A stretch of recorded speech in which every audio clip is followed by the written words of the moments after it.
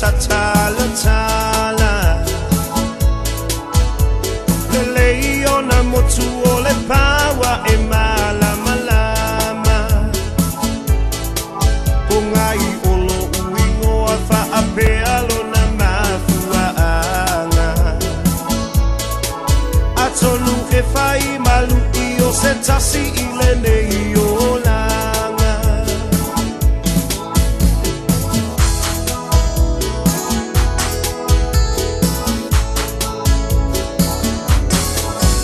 Tasiva valulima e te upea i lo uanganga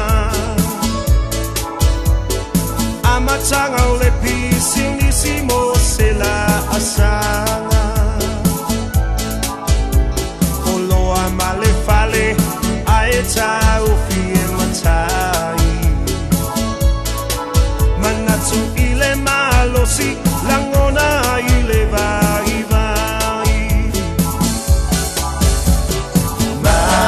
Maitina ole olanga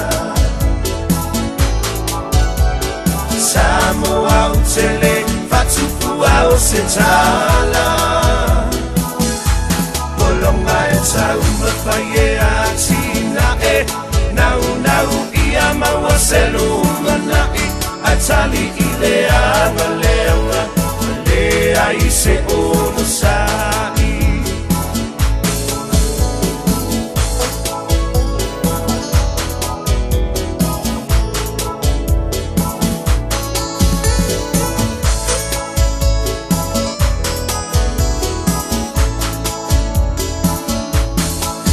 Soko mai tau sanga fea ngai pea mawhainga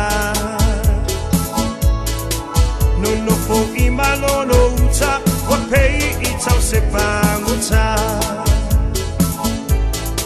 Salafe avea I solo molia I le tula fono Fai mai e tafi ese ita o fanue umi e sa olo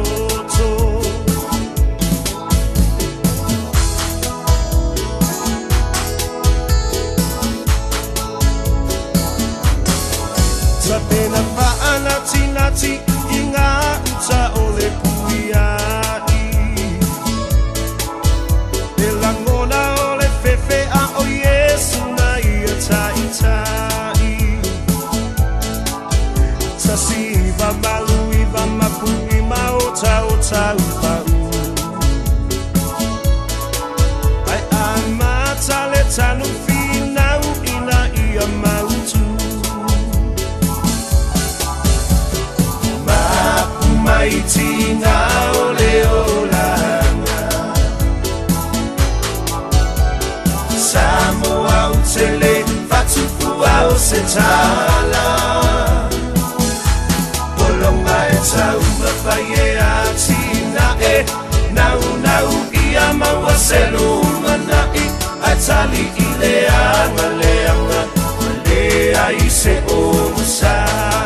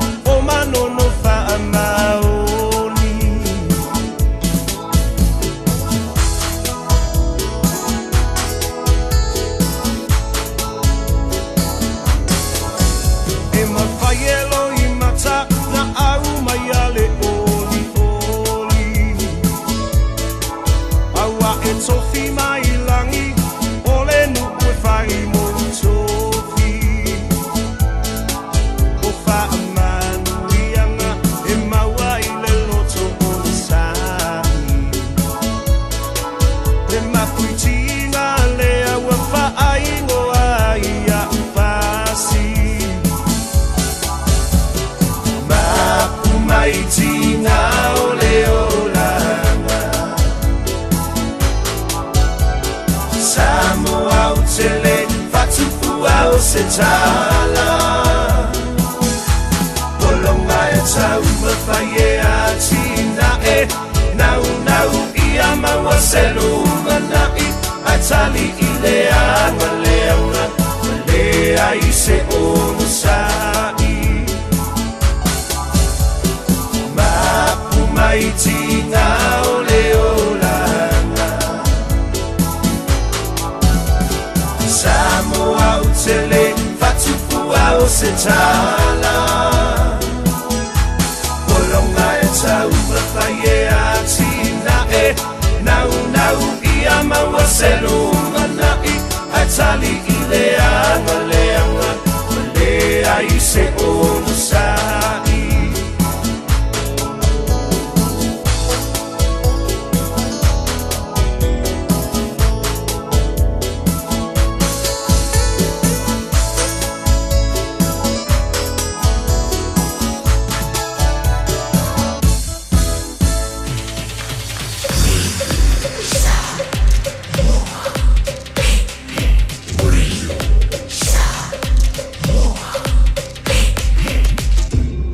Noivo tu, amo.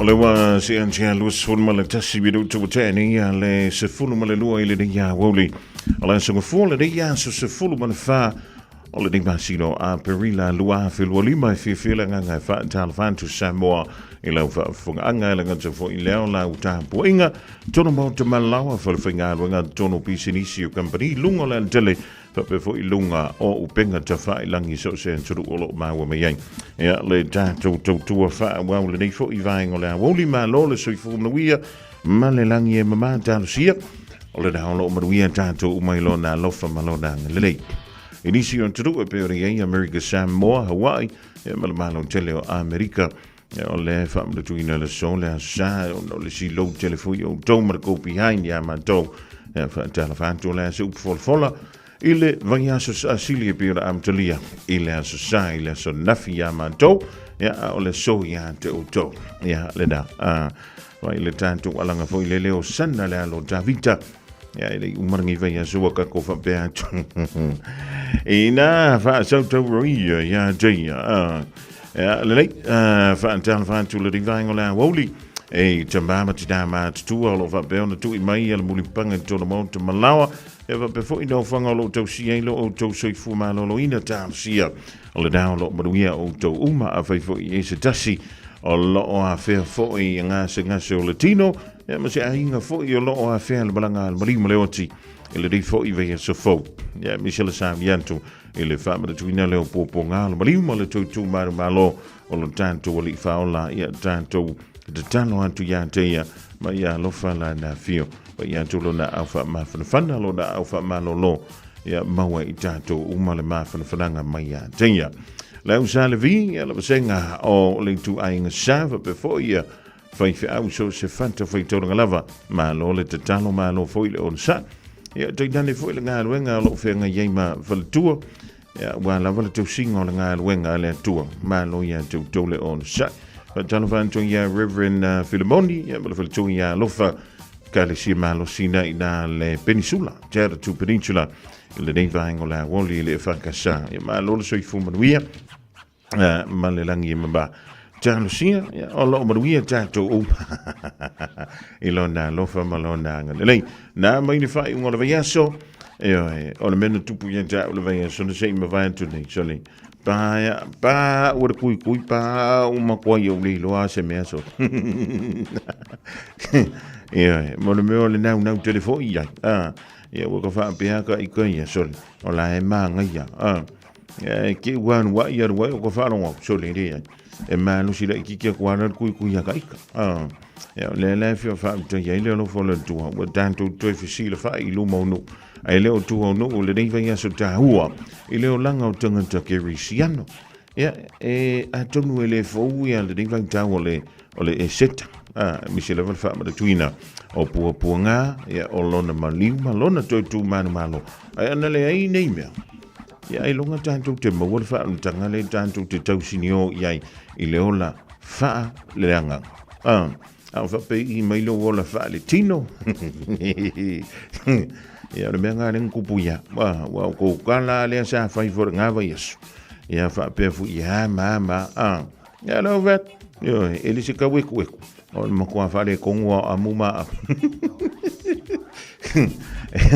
ia le venta wala utanto to filo ia le riva ia sofa te to le sunga ia tento ia o tu wala vana ko le ninga ia wala to tom finga le our crusaders le rinto sanga wala ki fo le ko fo mai ngai kamalanga mangu ia le to filo no mai fo ia te mo le to ma le nanga e lenga tele ia o tu do maulo ma futo mai pa ia manu le tanto tu o mai o to le ia suma fu o le wa ia o la wa mantana mantana pisa o mai America sa mo le na to fu le nei fo ia so sa ni tu ai mo le seta ia lo fa mara tu ina tu ai ia male e seta va ia tu le tele wata o fa tasi po sa ese o no ma fi anga le tampena mo tu nga va o le fua America Samoa ia nga kau so ese marke FC ma le McDonald la vai le malosi ia ma le vave ona e sela I lungo le foi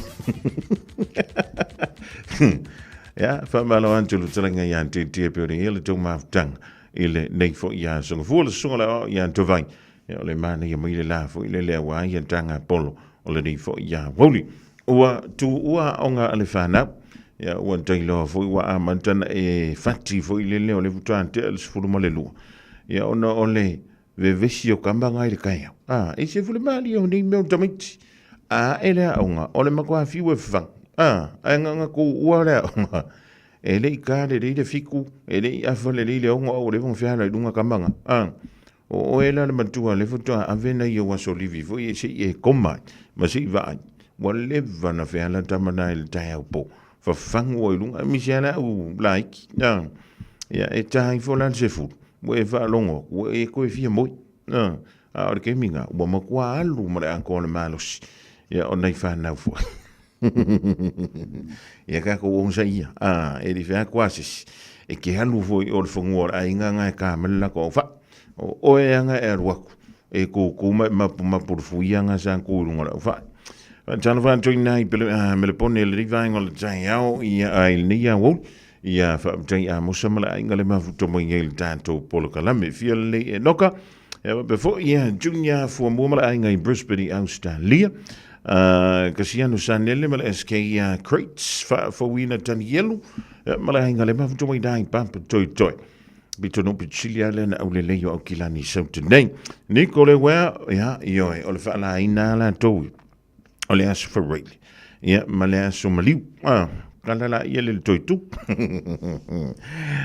tulangi awia fa talavantu nai nepia o lo mamtoma ia maranata ma tamaus ia manuia nga luenga la fianga ia ile so e sini Australia Maria le sini tava e mala ainga wali ia le kau ia ka ko ako I le domestic fo ile le engisila le ia tamale o tuale tau fao tuai au fai ia wa ko wa o le fai ka inga le leian man morgan ka kau ai ko pa la le wa mai ia o mika povi ia o le mena mo tanga tal wan tu foi le e la wa to pa ai la ku kau ai ma ko pa ia la wa mai ia ka wai fu ia nga mesa fa ia so la titi tai lo se si fa ia va pe tu samla ko malea o life forever o lo o chava fantasy ia male si foi fa ia va na o lilo o lo o tu ina le manole tu una falta le vai tu a si o ki ka ko fala longo winga o le au solea le ali nga si o ki ka ko fala au ina sa mo ia male mabano le tanto tu o le ma wan tu so fa tal fan tu le vai ngola woli I pole di foi vai ngola fia fi le topi tu wa mai oe o mai le fa fi de matamaiti e pole to I de matamaiti e po nga fu e koi cinco ai ali congratulations le va fi nga 5 ngi ko sang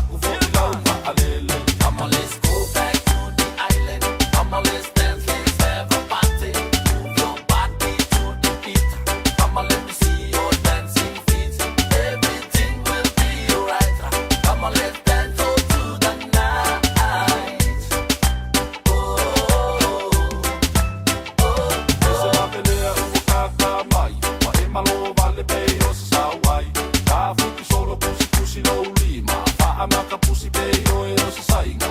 Ai le loa e ke le no whamau. Sala lau solo fo I lau whangau.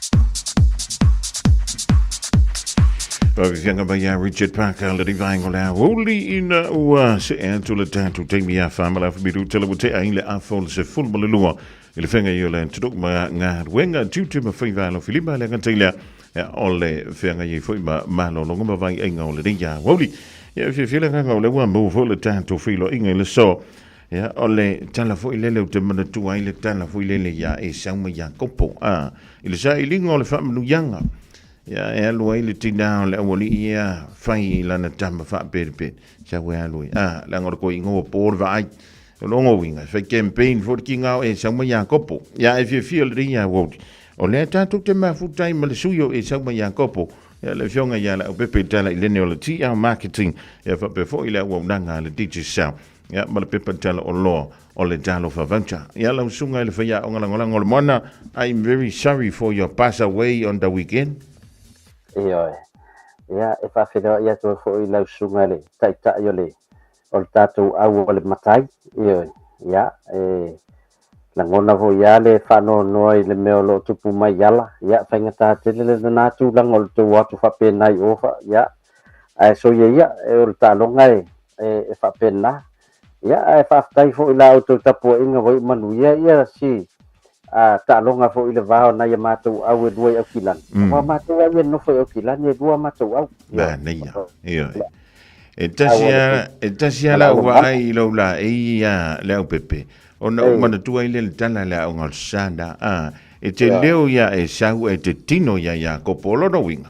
La menga le fai a ko mai ilu la i moana wale nga e kau kingo ia mako. O oe ua moana antoto. o te lau lopo a whiana e mawena tala o tau tino. E ono ave tu la fono to inga whamta langa whapene. A e fua la ia i lau au maingole o tala le tu spaya. Ia. Takia la wala na lai whai tinale mea. Ia.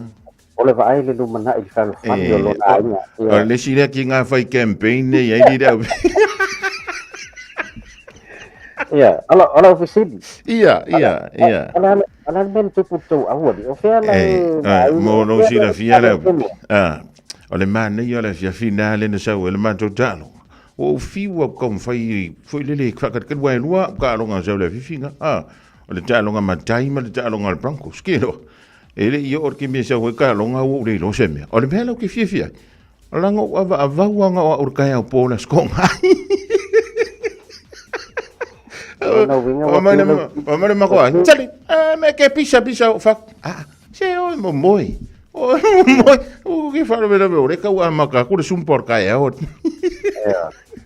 Ya, fodinga mela e ai lua sinau me le weekend. Foi dele fai fa le tonu mai lau franco. Io. Le tonu atu malau matai. O ia te lo ai leo pepe. Ele ai te tutu sa mati ngā maleri wha. Ola kalu i o kou mako. Ele ini si pito i sili na pati. I o popua ngā. Nai lo lau li o ton pai. Wala. Ia tate alo wha stama. O amisko i ngā ni o. Le fionga sa ori i. Ia na malo lola na au titi e sol whanua i le. Ia o lo la stona. Le se fe au de fai mai. Malol mon. Le o te iau sau fota po ai fo le mona ai. Ia no fai ai fai vai. Na fa la talan fatu va son te ni. Ia. Ore au ai e malo du mol fo wit. Tele le polo la tu te mo wena.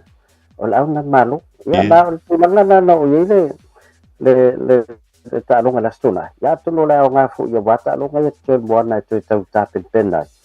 Al ta longa la pito i sili no look forward ye. Ia. Ta longa la le vala tu te so fono ma le plus i vai ya son. E sa le leila va. Masalo ye una toi fo ye to le pai. I sa mo sina va yaso a to pe a tupu le melen tupu mo fo. Ai o le melen fa le tonu to o le monari di da pepe. Ele lo po inga fa ko inga fa ia fa alo. E ko a vi for fesire nga ye mo fa fes. Sa ka wanga ko fesire nga maro ko o so sola. Eu la se ma fu nga nga suit fes. Ya, eri mo sa no e fa isfata tan wanga. Ya ai mantua o tu langa vo le wa ma na ia le alu semea ia va ia tu fu ia wa over kilomita tamo el fesina wa na fa sana malo longa se la tu stama se tamo e fa si mio tu ai pe o kolna nei mato po kala me na fai la so aso tofi ai na alto ma lo lisio o le au la so ru o pa tu le ta alu ia pellegrini ia no lo ai ia la tau fale tonu le territory Ia. Ia le no ke fo ia taloa. Ola vai le talola me la ni ma pasho. Masalo ar tato combination le la ave tato talo ngam Scotland. Mi pe wa te le po inisia tato fesio e de mi mon mansamo. Ia ta ilo ia ia wa e senga luenga tele le la fenga i mo le fionga ia le malu tu spisi ia malana pulenga fo le manu samo. Ma lo tu ai le te mali fo le tu o stasi fo to man le manu samo tu sanga wa ma vai ya ton te pena le ia o se vai le pepe le fo ko mai le no se vai a bravo ko lo ia lo ngowinga sa ngi me o lo mo ko le pa nga o mako ako e fia fa e ko le mala le fa mo le ia ngo ko me le fa o tau se le fa ka wa ticket e tu lu mo pa o to lo tu le malo la tu e te le pa una me e to ya nga ta tu ai o le te wa ya tu tai lo ye le tu la ngo ye ta tu le fa nga so lu ngole o la pe wa folding me la o me ya tu se ma tu blues le pe o la wo lo naiva e ma tu Ia, o le mea tā ua le iei le tau au. O i lele, o le mea kauria o lai iei se me. E sa o le kala vo i lele ka miki. O a mai oe. O mai koe o le piko filo le pipi iai. O lala ua. Ia te mona tua vo i leo pepe. O le le o kou. O le umalo le iwa valu lo le hurricane. O mana tua. O numera tā ua i o le top 8. Ia wara ngume leiva. Ngume la ngasko inga o koa le pai kausanga len kengi. Ia renga o wha ngoa i lawe ngoa uma ia. Ia kako. Ia kape. Masi we wha longo la tausanga. Ele taloa. Le wata ele to ele le tausanga. Ia. O tau pa pe we ngu ni o fi we fa tali i so leo la tausanga. Ai wo koe mo se singa tesi fo wanga wo manki ya i ranga tesi mo. Ya, talo si ia ta longo ni vai aso. Ya, awa le ole mele va tu na top 6 eo. Ya, ole lata o ai o au ia fitu valu iva. Ia. Se lona winga a faia ina ile si vai aso o me ia to foi ile si au du. Ia. Na ole tasi dua tonu fala pe te vai atu la o mautinoa au na ta va fu ta longa ia toi. Ia. Masalo lau tau confirm ma playoffs. Ia. Ya le 5 milion. Ale au ta sila ko pole uma mea ole au le blues. Ya. Ale wa te ala mi te matu au. Ya. Ma lolo ku sei dal vai aso le. Ia. Na ole waktu ngana ya waktu do ya to si bunga di. Mania. Ia tau mana tua le umalo tulanga mua le termine so lo mana tulanga luele umalo tasi o le iva fa mole le bet.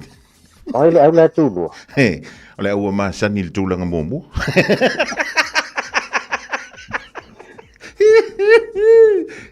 Ela ngai le ka kaufunga kuranga mua umi au se lua e ka kaufunga kurunga ngai kamana tau fa fi le titi o le mako fa mo le pepe. Ia ko mangu ma lo fa unga va soni. Awa a ko le mang malo o longo ya ke vai ko foi le si ko ka longa le ia wa umalo va sole pai o tol va so fuk sa uni me lo le ia oi fa ka ti ko so ka se le li si lo ke vai so fuk ia le te vai tu i o le sa ona ko la ngve o le pai o ko oi o le rates ia rates ia isia e fale yango fale e fale yango vo yale regi nga longa fa sam bango lo mai fu il puru fa fu le regi au ya ta dia lava ya so para chulang ala o ya le fa ungo o ta longa ya ai ole o to Chiefs Islanders ola foi tau su ese awal se malo Islanders yoi te alo fa ye na ta miti wa la iti o le foi la fono matai e mo ko vala ya murkano lo ko o isamo ya a mai pusa taula ngai kama ave fa fi o le la vai ngo speitele ya suingari le pepe ala fa lo ngona ta pe alto fa nga nu vai asonte le no malo to pero no la foi está muy na paure me le wata pe le manto o le sounding ya tuile ile seta la wa umana fono mata vai o le ku wala haru makaina ko ye vai ranga ye fa nga mo ko lu mai makaina 5 ya halu ko su e sau tapo po sau tripo a fa lo ngot watu au to le mama faila venga se tato fa o la tau sanga tai ta ya ma to o fa mamat yo o fa malu de set ai ya o sina fa talanga fo tu langa to tuan tato tia marketing ma o nga lue tia fa mo le le pepe o sulle tai au el italiano alu le pale yo le afia o fa ya tu tia ma tu si le fatto matar nga duenga leiva a o le sa tala le official leon ya te le do po tanga tala malina Alono winga folinga mai. Ele fia ba futa te siona inga. Pole nau te le tautua leo pepe. Ya, te lo le nau. I. Me wo me foto tua ya le ma futa te lo na. Kamar va visa do office. Yo. Ai fa tai I nai a inga va son teni. O tu langa le o ma to lo le. to tele au ainga ia o tulanga fo i o ngaluenga fi fai fatasi Ia. ia o mato fautuanga na wai a fai o to le to te mana e fai to fale a fa po tu moi ia a to lima pe to no auto ia sao to selen o le ma fai na to mai a fa pe mai ia mato selen ni le va tu na vale wai lo tau a to la to ngaluenga ia atna ya si mau fo si panga mak to mai au mai umma mai lo tau ngadweng ya fa to process lo ma release le oka le la fai na fai le tulangan na ai per to tel ya o na fo le tulangan finance ya la fo au mai fo tuangan tatu sa mo ni sin finance man ka e fai ngo fia tulangan application ya ta to tel fo la to la fai ngadweng yo mai fa tasi e fai fa tasi le apply la to application ya ai foi nai a seta po ta vale o man to tong ya po e nai fa lua ma fale ma fai foi na guarantee e la to finance ya e va ve na release la to ora ma fa nga ya lo le la to ngadwenga ya man na yo si fa to fa te se male ngadwenga ya le mo mai te mi au mai le lisio o me mana mia ya lo mata no fi va to le quote ya mata o le tau le to pe ni si lo to ngadwenga ya always ai di mato se le di mamai wa sia te dese swing o tau loa Mali. fonga mua hoi bele a me se ai loa ya fa ya bole malu la tulu o lo nau ni la to ngadwe nga sia fer ni to sang le won fai ona mau atu le tau o ngadwe nga i nei mato tongi la vai nei le to a tau popole fo i le tau la fo no se le ni sa mo e fa nga yo ya ono tulanga fo ile tele le fanga tao lo fe ngai fo manai a inga lo atu tau la fo sele ya o tele fo requirements ya me se la van le te ni le a te tele ya se le ni la fo wa la va fanga ngal nga se ma Ano fa tangi ona menta wana wa mafaiona mo fa mama venga ya itanto ide ya o dai le bonto sa mo le fa tele no aimbe uma pe vala o to foi pe so tayen to online na le ya o lo yeta to Facebook page le TL marketing e mafai ona a private message mai matou yan fa tatano ya tulanga o la ngadwenga mafai fo yana mat na le email mai fo ya le lisio la oka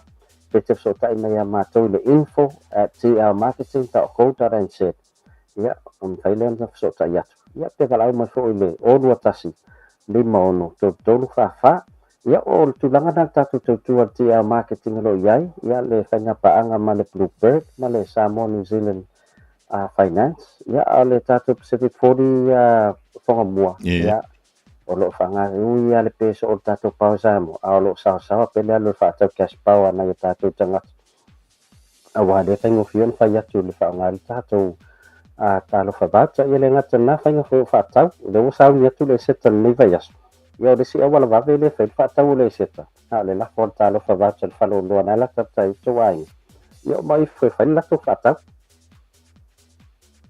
Man, o fa tangi ya ni te wi si vainga ta we te fia sa no ya ele i toi fa anto to lilo to ningal mona le na fa ye ina le plus le fa ngol na va yaso ya tato do me masani dava ole o do tasi di mono to tolu fa o do tasi di mono to tolu fa ya marvang mun di dava le fo mo ia mo le tu fa ta ya la to umala va sa nga i me fo la ngol ma to market na fai ale matou ekalesia ai le St. Mark's Presbyterian in Mangere East ya ele ese ma fi metonga na luatu wa ofa tula na lima selata la fa ta uma ofotamit tu e to ti fa la umi tumu ofotamit o fa ya tutina o fa la so fa ta ina o sama o talu tonga va so de no fo ala pisimisi le la fa lo te va tu o fuya awal fa tau tonga ma wala to wa ava tu la lima sela le ma auto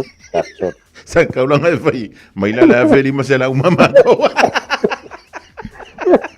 ya ale o tu la ngai e fa tai o me ai o le te fa ngai nei ai no le na o mai ma tu fa tasia e na te o se vai ya to te lo la to na ngai me fa la to fa tau yo te le o fa lu se futa la ale lima tala ya masih fine tonga la na le sa malan lim sa lau ai lu mai sa oi la wote no como tema fa pastor le va venga wa o finge de wa kuma ngal dim sala wa me ko wa fena ku pe ma wa pe ha o ko eu pe fa ko ngai eu pe ke va ia ko fili ma ke ki sa mo le va so fo la fa ngau mai ya mo de le la va la to na anga ya tfe la ngola ngola ma to fa mo ya ato no la to ta pena fo si ma to market ya so so ani fo ya fa to mo vie fo la mo ta to wa nga ya to fo de winter ya ai after tele a se man mo ya de sunga la wa ya ta vai ya ya wat ta lia ya tele o patita por ko ye ta no fa ya tu la na se va ko ta lan fa to no se va ato no malo wa yan tam sanga ya lo me oi ole winga lo so nga dio ka fa nga me le lo la o ni ne ya ba sai tele mo la mo ya pu fala tele ole mangu ia ra wa ai le sunga la wa ole le sunga ya tava le ka ko ke fia ba le wa le vanga nga ka fa o ile o ya taito to ina ya taito la wa papa ia ku ia a o ma fa no sunga la ya tava ya o ka mai eta pol baby yo e ser ko kongi re ofisa e se vodon ko kongi fa por pension e je warida o le ala o ke fiu e fa ka por as que mi so fa ka lo fa mi fa manguia fa happy birthday e langa triple pay da wa mo ya talo li o te lo so fo wa ya tele tu langa le tale to o factor fa ina so ola wa ya ai longa ya dia pa apa wale or campaign la wale fa la ko mai la lor kai di mas fur ka usanga pension e ka ko o mama que foi pa wanga campaign e mo pasia o hai ko ke le ka ko ai longa ya 10 kai di mas fur o sa nga waki ki ya ko pa fa pe torpe o mai sa o funga muari ya ka kalola ya ke wo ka fa ve o ai re wa ri el langir ya manuia waso ya va pena fo i foi ya vai ava ko lo foi la ka la ya la pepera mo fifi ka kongwangi le poloka ngi ka ko fo fuanga la langi langa fie feola feoki vai ngar vai ya kwar kala abre sola ana me ko ke fie yeri ko ke soi fu le langa ngi ko ke ko ke o la o campaign ngale la kom fa o le la o kom fa e fi campaign e ko mai la no limas fur causa o mamma o ke foi de ngori ke manga ka limas su causa mali kaya ro ka ko a vene de ngawur malong yusida Radio Samoa. Taslima ivatolu. Amo.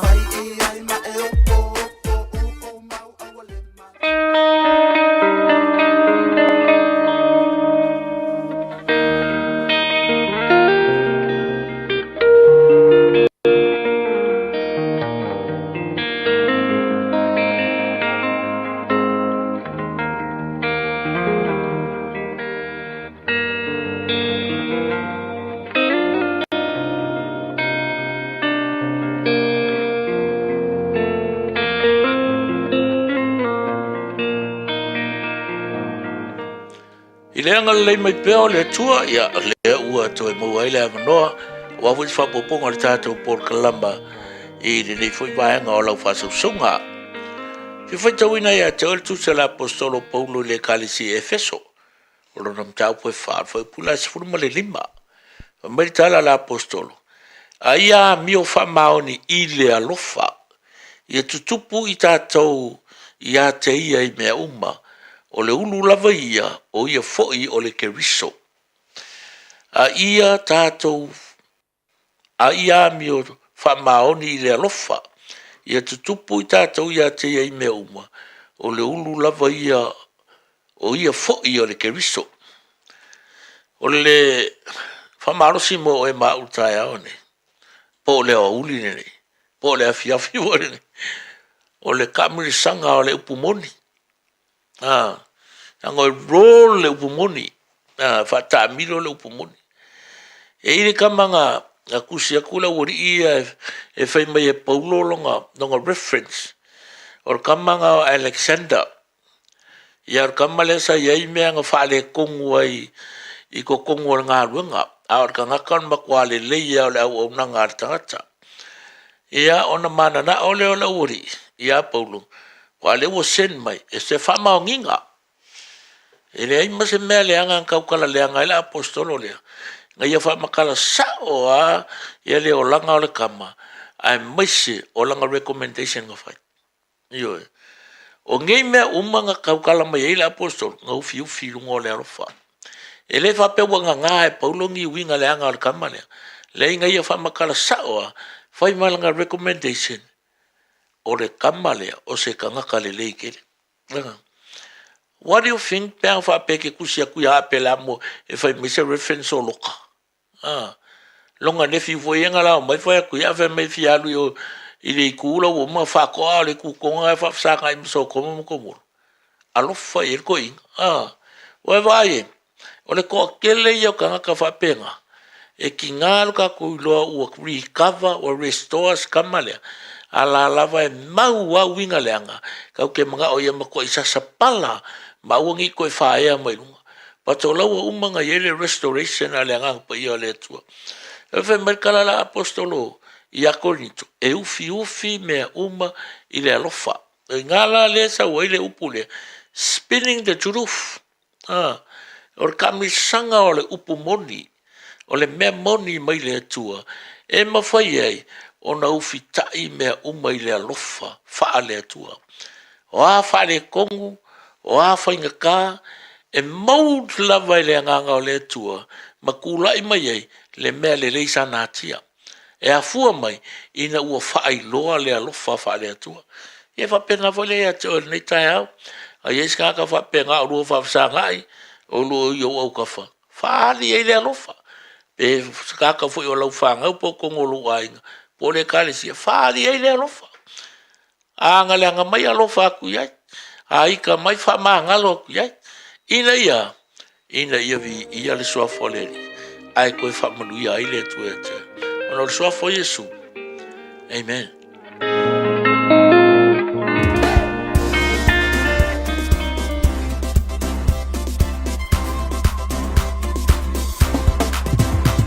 Oh,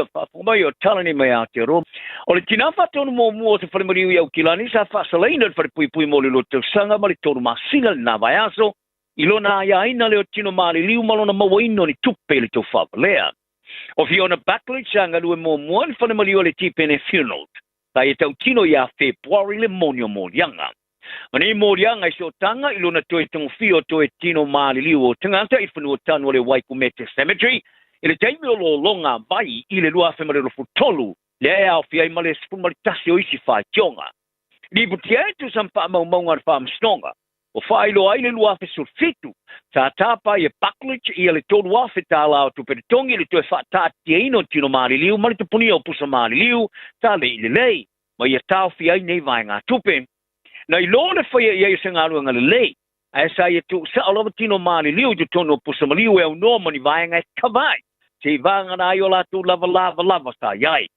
e nei lava fa maunga fa masnonga sa fa ilo ai fo ile tapa ina paklich tu per tongi mai ainga o ila tu mali liu sa ye va vaia mo vaila au ss mai si kiute ye so tanga mar covid si mari vai fa ye tino mali liu ta le mo miina ai pesa ye fatino fo stasio ainga sa tapa ina paklich ile fitua fetala tongi se tulanga solia leo mana onga fai mar covid ile taimel fale lo singa ole ilo ia ya tana male awana sa tulai mo paklich sa ia fatu ese ainga sa fai ia ine soli tula fono pesa fia ine soli tula fono sa ia faitio a sa ia faita wina se tu silelei ile pui leo ringa luenga paklich o se fatu no se maliu la fa dia ele awana e fam snonga e na te leo tapa ina se isi avanolo na lua e paulan tal sanga mo se fasala ngai fea ma ia tapa ai fo ile tulio na fasala ngai fale pa dia le wanai o paklich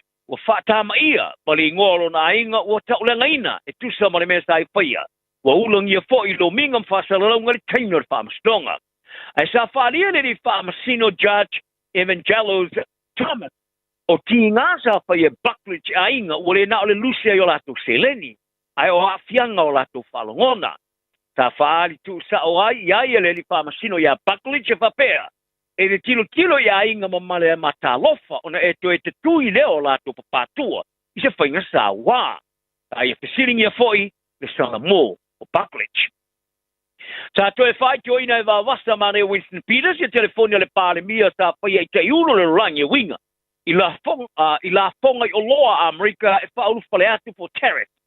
O le li minister vai pafu malana o malanga o suyo le parlamento di Silolo e Hawaii i le vairu na luo le latu malanga le Pasifika. Sa longo e Peters ili te wā fianga le no fuanga le East West Center Hawaii. Sa yesu tulanga le manuia, ma se felafala fo inga sa ta isi se ina, tuloi nei, e winga le fa pe fiona fa ngā yoye fa to inga fa va malo. Ma ye ta Hawaii, o re ngangana wha militeri sa wha ina e au fia ile tau o whatu inga, mane mana o ngai tau.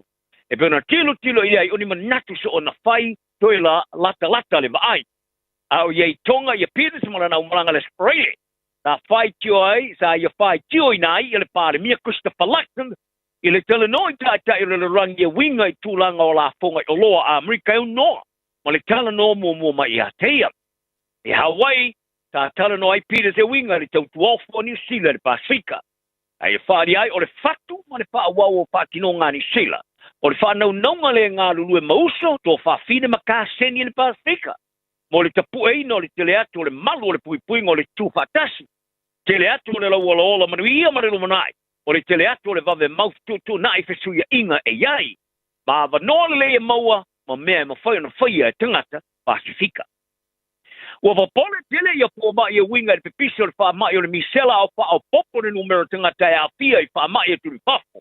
Au amataina i tu unga wa onga a New Zealand. Ma ua lato utapa i tangata e malanga i tunu i pafo mo aso malolo o a onga. Ina ia mautinoa le whai o tui pui.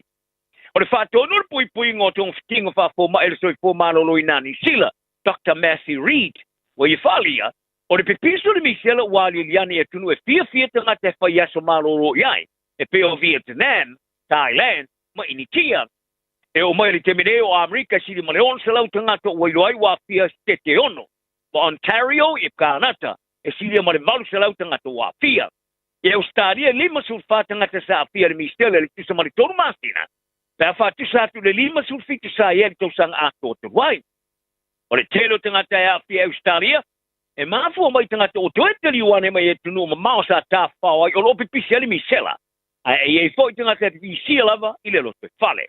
Ali ale matanga luanga o toi fo malo loina o pepe matamai tilaiti e patino atu le matia ile misela. O tau whawhaingo whia nei ni sire te pula au visa siasi mo tangata e asisi mai e tunu o Pasifika. E pēna sa whorowhora i e min stau ma ta o pore vai whawho mani min stau whemalanga inga ni sila i le safora i lumba vai. E amata mai i ai ulai o tangata e asisi mai e tunu i lalo le pulenga o whono motu al Pasifika po le Pacific Islands Forum. E tau sanga mo visa e asisi mai i au te roa. E whaano ma whaiana whaamatu i ai visa e sa alo toai o naulu whale mai. I so se taimi, to tono le lua tau sanga, e au noa mali te pula. O se whaapoponga ne mai tfuma le lua masino lo i nei, ai o le tula whono mo le umi o le taimi no whai ele o suia. O le isi so suinga e amata mai a Novemba o le tau sanga rei. O i la tau e umi atu spalau atunu i lalo o le whono atunu o le Pasifika, e malanga mai Australia, i le visa Australia, visa whainga luenga, visa onga po visa mo ainga. O le aleto e mo mieina se visa e asisi mai e ni sile le umia o tulava i le tonu masina. E se pululua masina o le awhai i ai whatka inga i le visa. O te ngata malanga o le a mo mia, i le whaatumuina o le pepa whaatumu i lunga o le pengo whaamtalanga, mo pulenga o whainga malanga ale New Zealand Electronic Travel Authority, ina ia mawhai o nau whare mai ai sila. E tau sanga tolu i nei, sa whaatupula i aile langolangoina e ta i o moto le Pasifika au fiai sa mo fitu matonga. I le sa loto feo ingo tangata i li tulangi i le Pasifika. Sa whaadi aile minister vai whafo ni sila wa wasa mane Winston Peters au i tonga ni nā vai as. I le au malanga sui le parmene. E mana o le malo e whawhaingo fia mo tangata Pasifika o na feo ai. Ai e ieno na wha moe ngai tangata sesi uma. Mai, e tausisia fo i le tula fono. Whaariele te mai tai minister whemalanga inga Erica Stanford. Wale a whawhaingo fia ina i ngā sesenga mo tangata e asisi mai i Australia, Matutongi. Wale a matua i maua lalo lava. I tā longa o te wheupa inga sa li mai i le vāo le tamata alo le kalapo le Sydney Roosters, ma le sui o le tō Samoa i a Spencer Liniu. Ma le tamalongolongoa o li tai nei le lakapiliki Jonathan Thurston. Le sa whaumalo ai tala noanga le mai ai o le manu malo mata ina le Roosters i le Broncos, luas fulono le Pole Australia. A o whaasolo le whaatalo whaatamata au le mai ai o le tālonga. Sa pua i nei se ato whaise wheupa inga le Nilma Thurston. E beona ngā lua le televisa le Nine Network i le teimi o le tālonga. O se wheupa inga sa whaia le mai ai o le tālonga e muri mai. I se whatua inga i se wheupa inga sa whaia i le awha teimi o le tālonga. I na wasau i whafo i le niu ma le malae ma tua i ailo na whaingoina o Thurston i se ingoa e peona lipotia i le vaengo tala ale AAP. Lipotia le longoina Thurston i isi ana wofa i ngā ruenga le televisi. Tā le fia i le niu i manatu sa i whaalia i le mai ai. O me vesi le whaelunga lanu sa le mai Las Vegas i Amerika i le kausanga o bawae. E lua masina ta whaasale le niu e whaamalo lo male ta longa. I lodo whaingoa lo le tamata alo le Brisbane Broncos, Ezra Mam, o se manu ki i le teimi o le ta longa a ia au e lua i Las Vegas. I le mai ai o le whaasalanga o le niu sa whaalia Thurston i le porokalame le Today Show a le televisiva. E ielo tutununga, e mana o mea se whasalanga lau tele suma le lua vai asa whaatai, o na ta alo se simoni whaapunga whaelunga lanu, uma e whaamaonia, e moni. O Thurston sa whaasala rawina le televisiva, e na te whaia whaatale tana noanga matamata au le potusui le Roosters. I le mai ai o le taalonga le Sproile pe na lipotia le Sydney Morning Herald. Pita!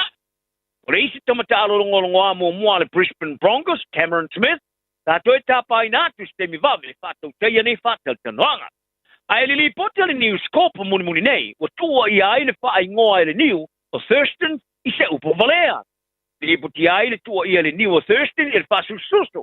I lona le whai joina le man, i le mai ai ona tau tino e lea tamata alo aporiki i le monio morianga, i le avete a vale ao lele i fualau whastaina.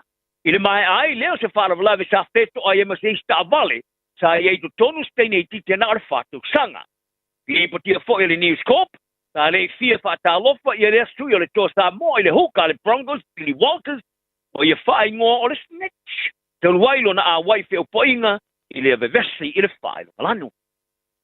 Ai stus te singa Spencer le niu ilungo ala nau penga ki se inga na Instagram sa ia whakiti ailona alu ia Jonathan Thurston. Ma ia amatai fo isa na sfainga fo fasanga i le tamalongolongo amo moana Maroons. Lucia ele niu, i le tai te ona mana tala no ia JT a po Jonathan Thurston. Ma ia ta ua i le tau mawhai Thurston e tala no atu ia te ia. Pari ele niu, i le kea pe a whai eita ia te ia. E tu samalana me sa whaia, ai awale watu ma fesili. E peo lo le lei la ua. Ma ia tua ia e Thurston i le lua folinga. Pari ele niu, e ino tangata, e fa folinga. Wa fa wa le tu ma wolunga le malo se ta alo le Blues ino na uso le Moana Pasifika ma le si tu la lo papa le manu malo ile la ta longa le Stonitos wono tu petu ma tu ma wa ile le se fa ina le Moana.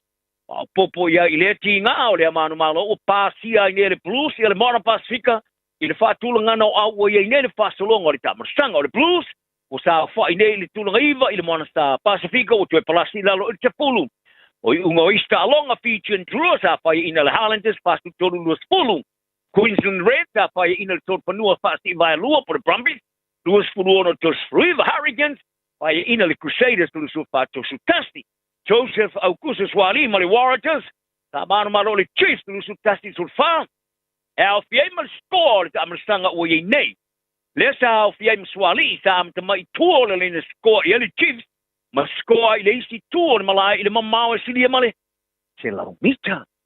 O lau laka pia tamaita i le Blues i le tamarasanga le au pikis a mawhai ona latu to e pui le latu champini le manu malo ai. I le tua ngā champini male au mai le motu i sautia le matatu luas puluona suraiva i le Malai Eden Park.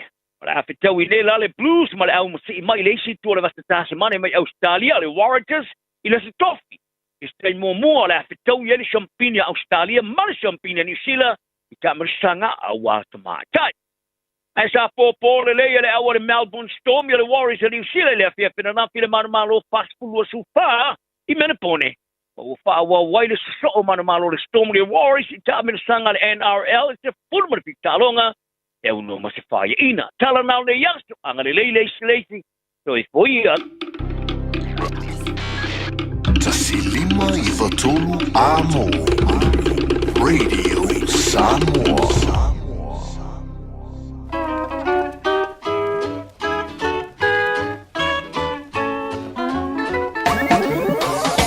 What you done, my baby? Look what you done, my baby. Look what you've done to my heart. We made a date, you said maybe, then you walked away with another baby. Now look what you've done to my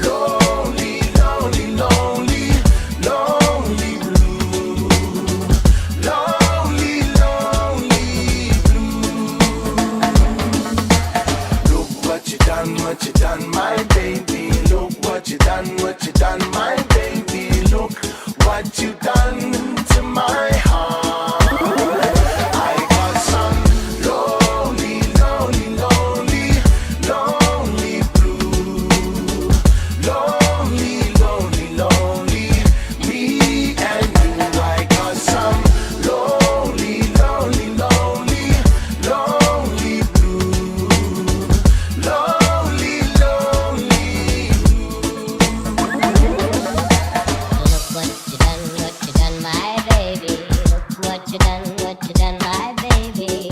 Look what you've done to my heart. Sweet lady days, you said maybe, then you walked away with another baby. Now look what you've done to my heart. I've got some lonely, lonely, lonely, lonely blues.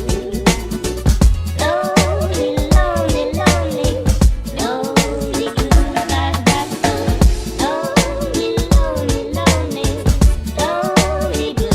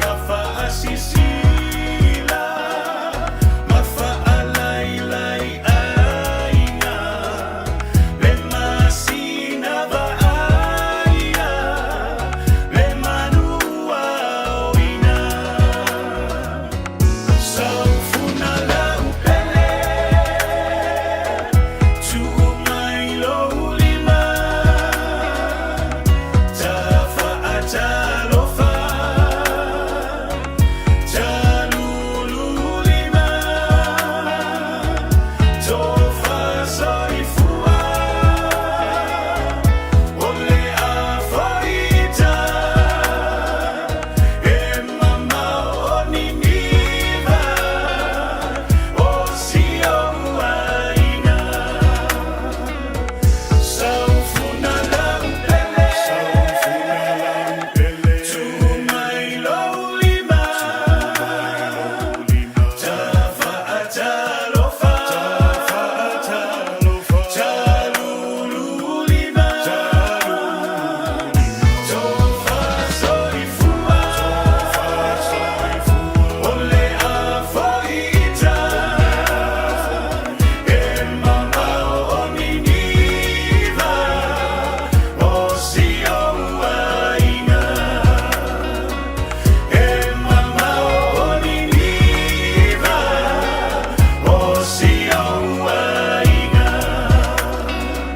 Vangmali na pese tapuni le vango la woli ma le pese wa fango ina Samoa sila usi le fa fo tolu wan tuita tu tala pe la sa fa funga ti le ta hel e ma le vango la woli ma ya se uli ma la le fi joy au dan tu pe antale lua i le le la wa lus fulu ma le lima midu tu te ni ya le tu lai tasi e wa tala fan tu lo i dai Kansas City na Utah America le ma to mel to fini ya Agnes Marina.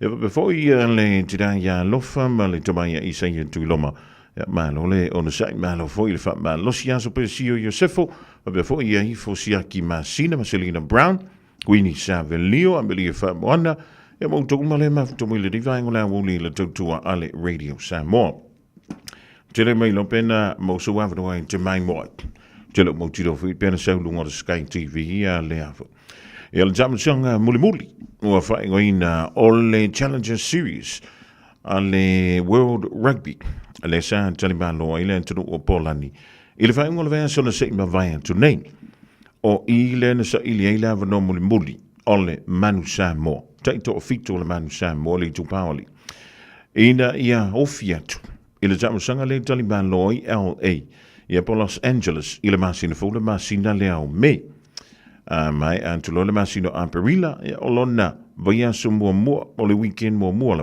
so lo molesto ala va pelona foi ele tamul sangana e nai LA ya wala vale fito wingale ale top 4 ya but the bottom 4 le mai le top 12 le olo o sound ye tu fa so antu ole so tolu ya mala so fa o le masina fo le masino me o lea wa ye le fuafuanga le World Rugby le fa tonu wina le tam sanga da ya mo mo mo le fa ma no mo fa tank ele nganta le pulenga ya mi se le fa ya lo mo tam fa na wala ta tu tu le santo saina ya le fainga ta ma le fita o le toi fo ya tu lunga le awala Manu Samoa e awa ya tu ile top 12 e wi ele i mai a ya le fo ya to sinionga o le mento dia o lea wala vea i le top 4 e au fia i Mapotukale lea na Champini i nai Polani i na wale manuia i tau whenga le tekto fito le Manu Samoa pitai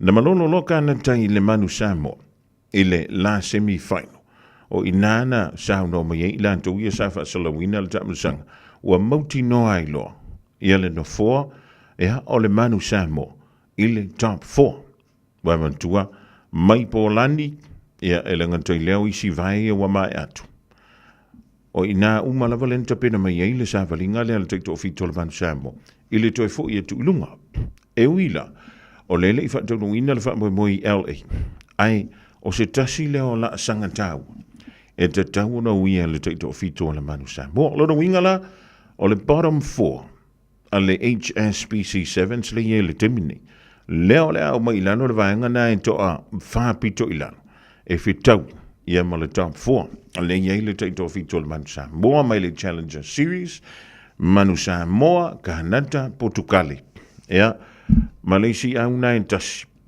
o le fa ia au o le afa pele ona ta aloi i le antunu o i America i nailona ILA ia fa malo tua i le tantua ia miselo tampu inga e i le mea mali ina tupu na malolo no le tekto fito le Manu Samoa le fito a tonga ina ua mai au na whaato i lalo Samoa Chile ma Siaman e se fo i le pese na uso e tantou e manatua o la fo i e whaile ngā ruenga le pule ngā le tantou po o fele a wala whaingo fie e mawhai e ona au sia le tantou tekto fito ia lunga i le top 4 ia mamunga i loma le avanoa i na i LA ia wale toi o fiatu le tantou au ia pole sa i lingo so na avanoa mole top 12 ia amanuila o lona winga amatantu le masino te sema i le whae ungo le tau sanga la toi fo i tantou i lunga ai le i umale tau o lea ua umako le si battle i le ufa Britania o lea ua umatu le sifta winga o le si la vai o le sao atu i lunga ia pe ofi atu i lunga i le bottom 4 le la awaine e vitau i maa wha ia na qualify ia mai nai Polani o se talatu na mo o i le rivai o le holi ele i maruia ia le tau mawhainga le tantou au ta mai tai le manusina e pe ona yai ia mai si ta am sanga o le Challenger Series lena am tali e le am tanga o le ringa tu sanga ia tantu ai yes ia manu bau ia wa ele se me fo fi ia le tu ia le tino i le tai awa udi e fiafi a wala va ia se ai mo le tantu tu io e fa mata fo fi fo ile le lanta mata ai a ka du lo la fa akino io inga la ka kilo ile ise wa fa le tu la tas au le galo le tantu programe o le awe tole ola Talofa Samoa, o Atishna Ryan, o le Licensed Immigration Advisor mo le Auckland South Immigration Consultants. E visosoani mo so se tu ai ngā visa e malanga mai e New Zealand po Australia. Telefoni mai nei loa i le o valu o tasio no valu fa fitulua. Po le olua tasio no valu fitulua tolu o. O le au naka le Deluxe Compliance and Mechanical Services Limited e tau tua mo le vaai le nei olo sa. Warrant of Fitness, Insurance, Wins Quotes, ta vale olo on hold, ma ta vale ole o toeta lia luga o le awala, ta si lava le fale insinia, mo o mai so sosani i le tuatusi, se lau lua sumaleiva, Station Road o Tahuhu. Telefoni, lua lima iwa, lua lima iwa, le Deluxe Compliance and Mechanical Services Limited. E whaatalo whaatu Samoa i le suafa mana malo i su keriso. O te wala au lia i le hava ma le whaaloalo, o e malo a inga. Tau te susu ma whiwhio mai tātou whai sauninga, i le nei sauninga whapitoa ua whaingoina. O lo a inga i le tafu e o le sa tauro. O a whawhita uli ma whaingatā o lo whea ngai malo a inga. Aua nei whaatuai ma misia le nei avanoa tāua. Mo le fofo o nei whawhita uli. O le nei sauninga o le aso maliu, aso whareile, aso sfuluvalu a perila, i le lima i le afiafi, o Lau Universal Church, Sfulu Tolu Lempi Drive, Manukau.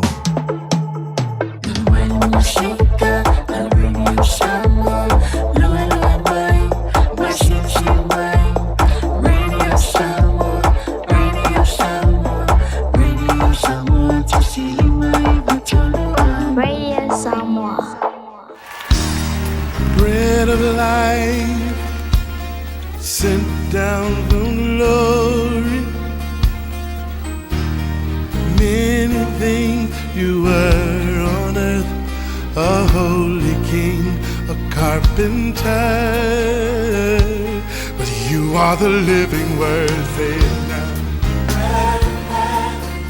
Come on.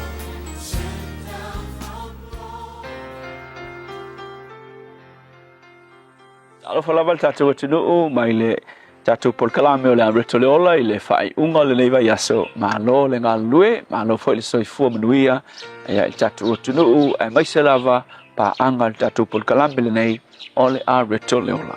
O le yoane mua whaupo iwa e ia i le whaupunga le apostolo e whapea o Yesu o le malamalama moni lea na te whaamalamalama ina tangata umalava i lona maliu mai i le lalolangi. A le upu mo o le aso le nei, e te mo mia le malamalama o Yesu. E ke loa o Yesu o le malamalama lea, mai le atua na ia au maia mo le lalolangi. E uinga ia i le la, ma wha malamalama i kakou lalolangi, ai o le la, e iei mea e leo o iei lunga malamalama. E leo o yo tatou mawhauwhau, mo tatou loto, mga kula pa ua le tangata. E le mawhainga pa i le malamalama. E ngā kā le malamalama o le la, e whaaksingo i tatou, ia tatou me whai i le tino le nei. A o mea whaalea nganga, ma le tūlanga whaalea nganga o le olanga le ngei, e le mawhai le la, o ngā pa i ai, le tūlanga pa ngā tia, a ngā sala o le tangata. E le mawhai le malamalama o le la. Mafuanga lea na au mai a Yesu whai mai, o le malamalama moni. O ngā winga ia isi malamalama i le lalolangi, e leo ngi malamalama mongi. Kasi le malamalama e mawhainga whisoasoangi ia te oe, i le o langa pongi sā le iai, ma le ngā kula pongi sā o lo o pūlea le lalolangi le nei, o le malamalama o le alifa aola o Yesu. O le lalolangi o le lalolangi pongi sā, e ui se lalolangi peung whea ko le malamalama i le la. Ai, i le system o le lalolangi le nei, e run, system le run nai mea umalava, e dominante le pongi sā. E wai ai le mo moli o ne lima whea pasifuru iwa, whai mai tala le apaskolo ngai ai. Wa tātou i loa e mai le atua i tātou lava. A o le lalolangi whai mai, o lo o nofo to i lalo i lo o leanga. E ui o le atua e pule au au, God is sovereign. e pule ao le tua I mea malava. Kada e ai ia onga al kuspa ia, e fōlinga mai, o lo allow ma whaatanga e le tua, le ngai ngoinga le poliuli, ngai oinga le taimi ngai, le ke vai koe pe dominant le poliuli, ma ngā kula le poliuli, ia mionga tangata, o a mio tangata, o a mionga le pokopokonga, o le pokopokonga ke vai koa, tele le a mio leanga, tele tangata le a mio tonu, tele le au whanga la piki, tele le au mga selfish, nga o la koua e ola, wo o fo I mea, wo o mai luka kou vai taimi, o me tutupu I le tunu, o me tutupu I le malo, tutupu I whaalapotpotonga, kele mea pomisa, e tutupu ai. Aisea, o le lalolangi ngai, whai mai kala kuspa ia, o lo o, whai mai, o lo o nofoto I lalo nei I le o lo leanga. O lo o whaatanga I le tua, e ui nga control, nga dominant le pomisa, ai anga le whakangai le tua nga ioi.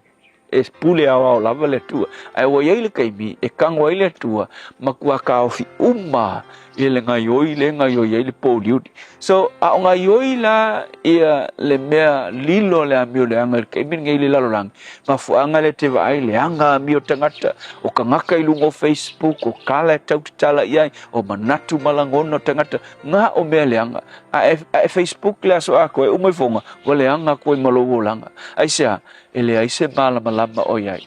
Al mafua anga lea, au mai Yesu, ele tua lo nalo ile lalo lang. Ina ia susuru le malama lea, e susuru e sawa pai loktor ma mafau au tangata. Ilola, a ele fatanga le malama nga e ke olai, e ke le sau ile lalo lang e ke oki, ele ngatenga e oki kingo, e oki fa le nga. E il talango fai tau ile situsi ile pangota. Aloka il pokpongisa.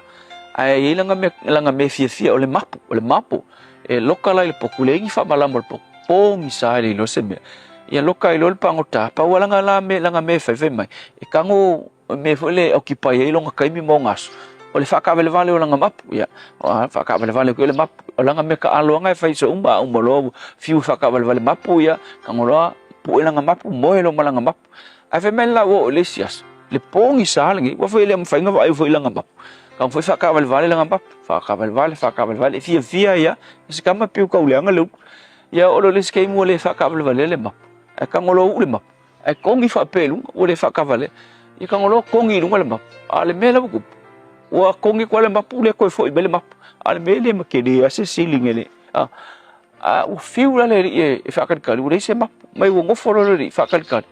O whea le map. Ua ika la kamano, e kau leanga leu. Ia kangi lo le li fe mai kangi le li kan ku lo li lo ngau se tu do ka fuki lo ngau ia ka fuki ya lo ngau ma ku fa pe lo ngau le wo o ngau ki pon kale pe ka fa le ton e o mai la le ka kala mai le fale o ki pon ta o so ku lo fa ma va tu fa a sa le si le lo tu no ka fa pe la no fuki le u fa ben a ki lo ku ngai ma le si me o ngai lo ku o le mapu Olai la vea le meo le aponga le vele e ka kaua ngau I le limo tangat. Ala e mau le mo le fa mo ngola ponga le. Le mela le ngortala. A olea e mafainga kango kwa mai le mapu lalo e fa ngule oki. Awa mafua ngoki. Pongisa le mele yai. Wanga le loa I le mapu. Sebagu nga lama ka kwa mai le mapu. So le upu foi la le mo e. Ale ai se malama o le tua o Yesu I lo volanga ke loa. E ke oki ai le lalolangi le ngai, le angai pongi sa le lalolangi le ngai uka kui ai. Melea, tatu te mo mia le malama o Yesu. Feke mawai, e ke maua I le upu le tua le malama o le li faola. Le tua, fa susuru lo malama I tangata, inga ia lato I lo na ola I le nei olanga. Fa fita Yesu. Amen.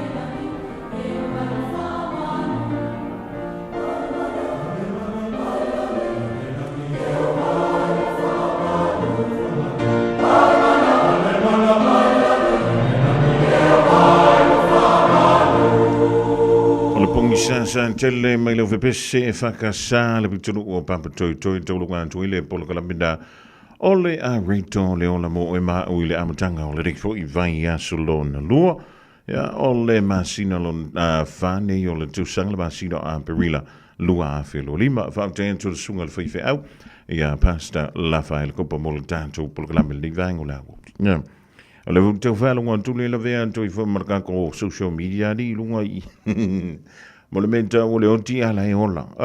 Ioe. Nei te oti I le alu o lau taimi, alu o lau waso, I lunga o lau telefoni. Ai le imaso nao ngā se tasi ian te oi. Ioe. O leo ngā le mea leo le telefoni. O le wha ngā te so ta I lau a inga, lua. Whai o nei wha tau e mani au oloa. Makua le leiwa ngai maua I lau tupi. Ai whai nao le anti ngu. Ia ma le oso I lunga o lau koko. Ia ma anu wakua I lunga ma lau fiva. Ona o lou fai tau, ia po lou wha longo vo I lunga o le kere fong. E lese mele lei nei te whai au o e lawa ia ia te oi. A wa e tango vo I lele tantia I lano lau telefon. Ai alu, e fufurua wip. Pe whai lau ta ngā mea. Pe vele lau pāla au. I pe te sāwali vali te sā. Tala noa I le tautua oi.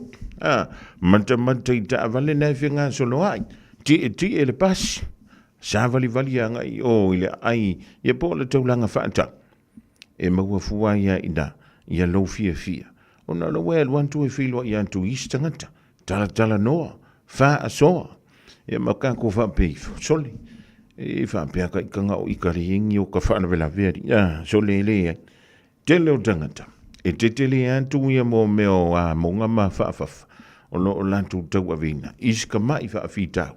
Nei te wha pea oi. Ia ole I unga ngau lala. Ia la le mele tu ai la no lau telefoni pe tango tu tono lau ato tu lau tanga. Ia ngai alu le ki wha masang iskang. Le si mea le ma li e tele le vai temile nei. Soli. E oa I mea ele kakaunga live. Ua live wha solo ato soli. Ia e ka kere whai aku a mea mama. Au le ka ke whai aku. E iei taimi. O nei manau tangata nei te alu wha live. E ko ke kalangoa foi lele wha sama no. Ia wala ngā me o le kalangoa mai foi lele wai. E se le mai tau o tangata. Ioi. E ave angia ele mo le meo le kalasua. A lau wha mai toli. E le o inga mo ia la orga kala. O le meanga. E le anga ile meanga e ka o le pu e live.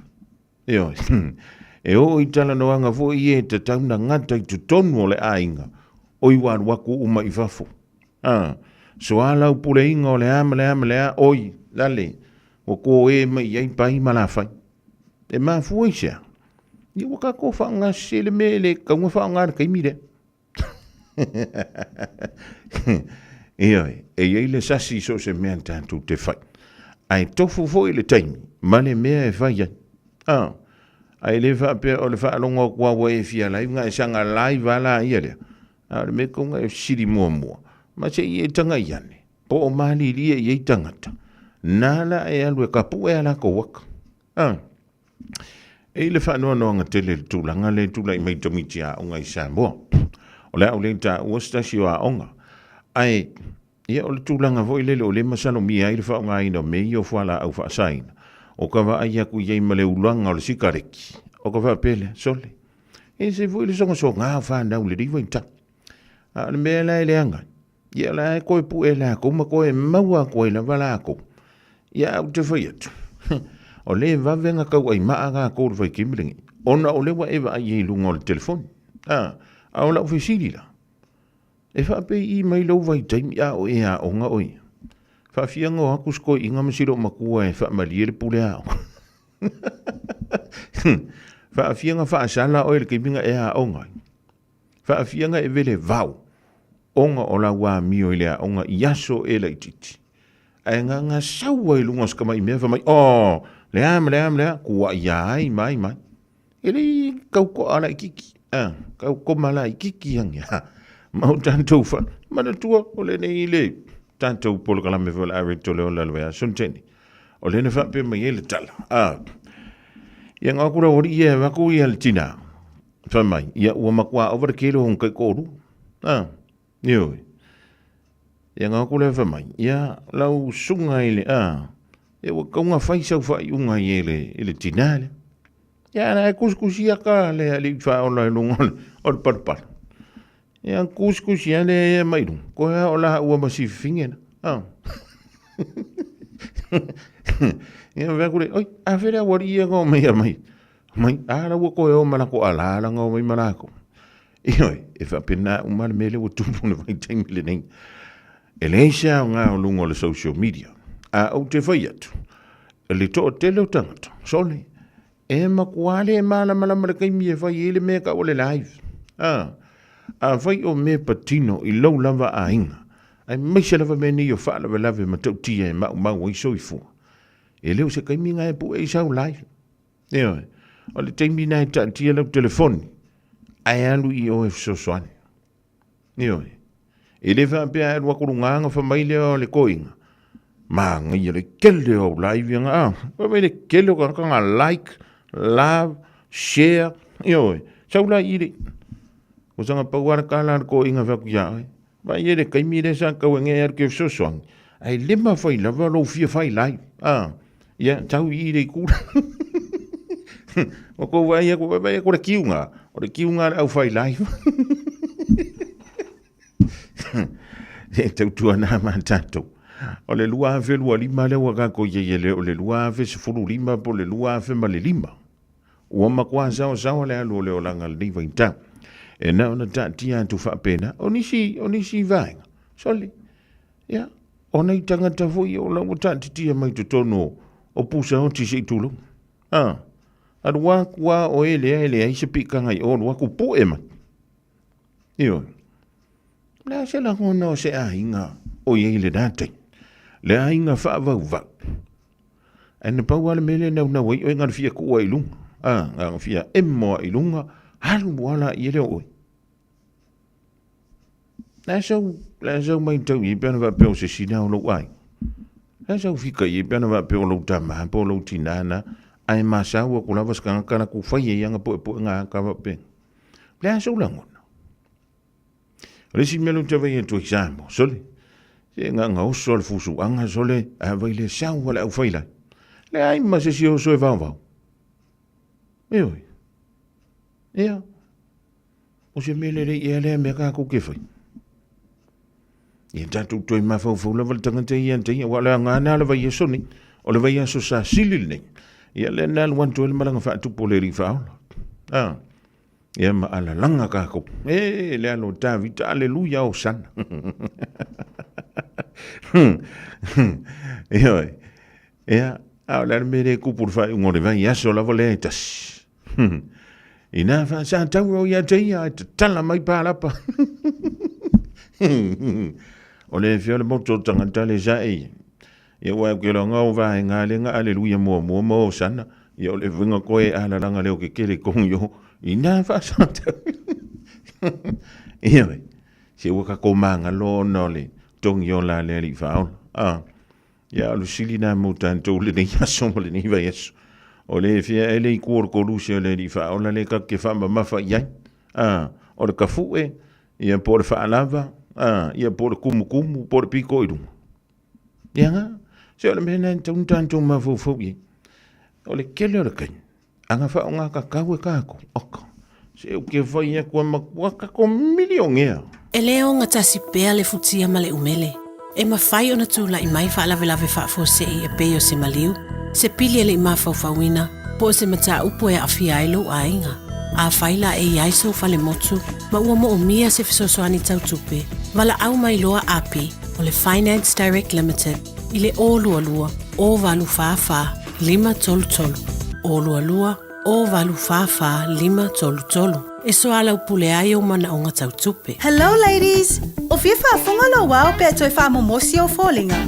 O le Beauty Trends Hair Salon lava le tali. Mato te au foina au nanga nei. Keratin, nanoplastia, botox, hair spa, oti pe vali lo ulu. Roots, ma highlights ini tau lelei. Wala au mai loa kas o le Beauty Trends Hair Salon ile olo lua o fa lima faiva valu ono iva.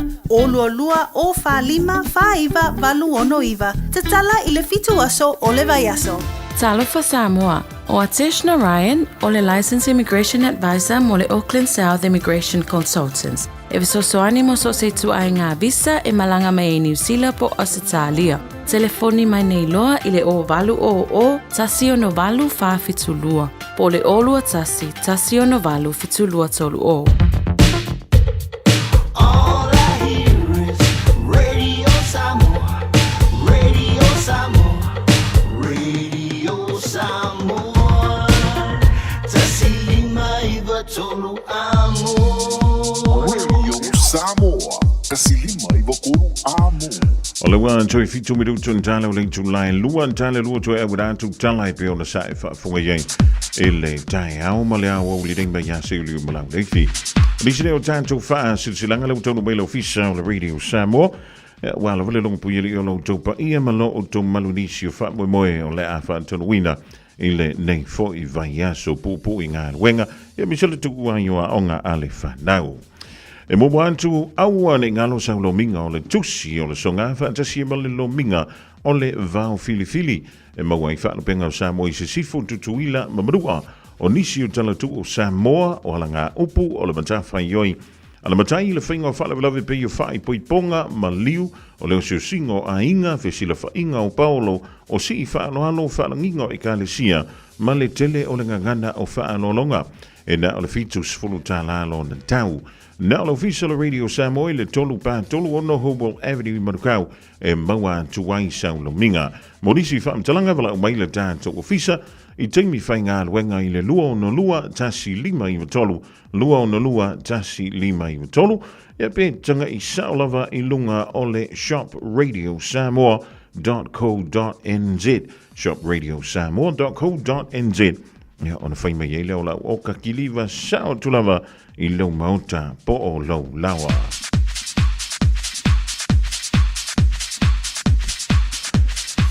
Whaasilsilanga mo le pituru o vau tupua whale a lupo.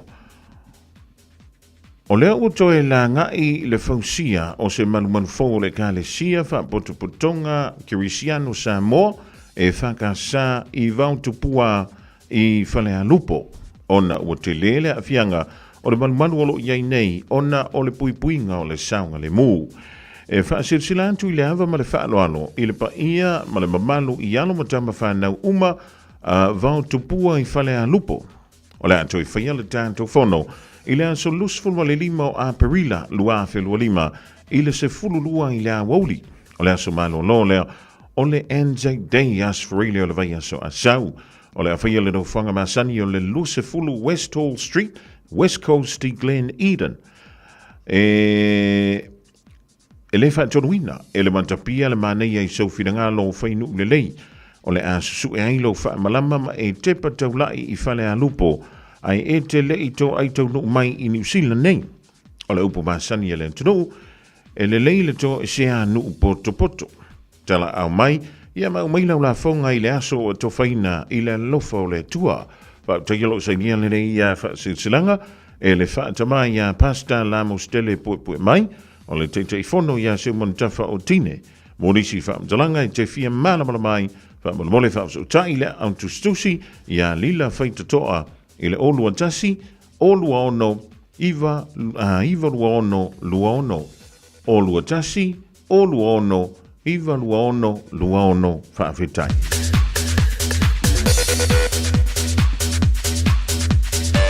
Malay tātou silsilanga muli a inga salamo.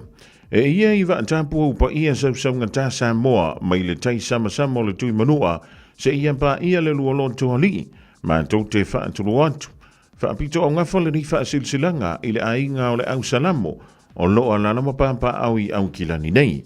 E whaapatu atu le tātou lontu whaavitai wha le tausanga o le a whaia I le asto na ia so se fulmalivo a perila lua whelua lima I le maotau Samoa I mangele.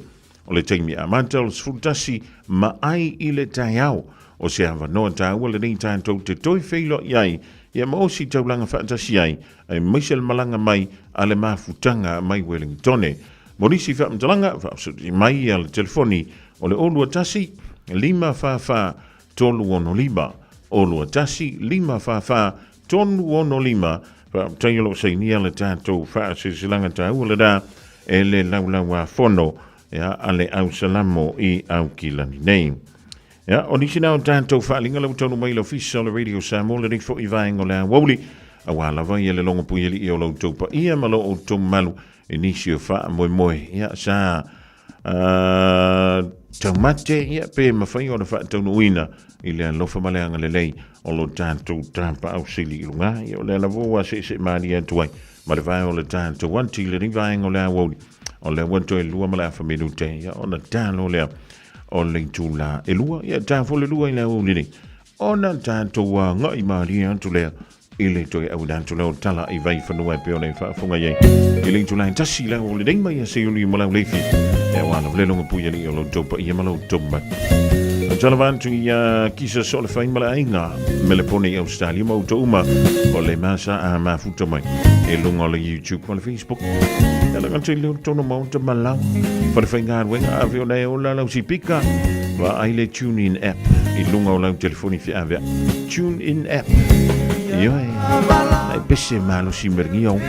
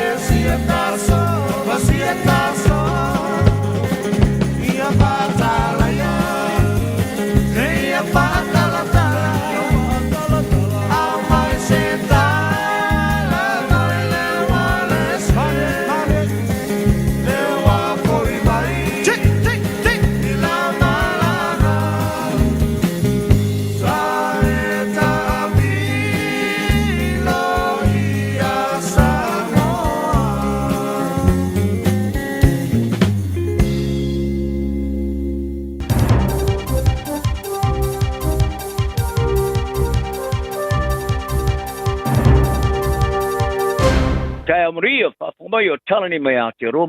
O le tina whatonu mō mua se wharimariu iau kilani sa whasalaina le wharipui mo le lote sanga ma le tonu masinga le nā vaiaso I lona ia aina leo tino mali liu malona mawaino ni tupe le tau whapalea. O Fiona Buckley sanga lue mō mua le wharimariu le tipene funeral. Ta e tau tino ia February le monio mo lianga. Mani moria ngai so tanga ilona toi tong fio toi tino mali liu tangata ifunu tanu le Waikumete Cemetery. Ile taimi o lo longa vai ile lua fe mare lo futolu. Le au fia i male spu male tasi o isi fa tionga. Li butia tu sampa maunga fa mstonga. O fa ilo aile lua fe sulfitu.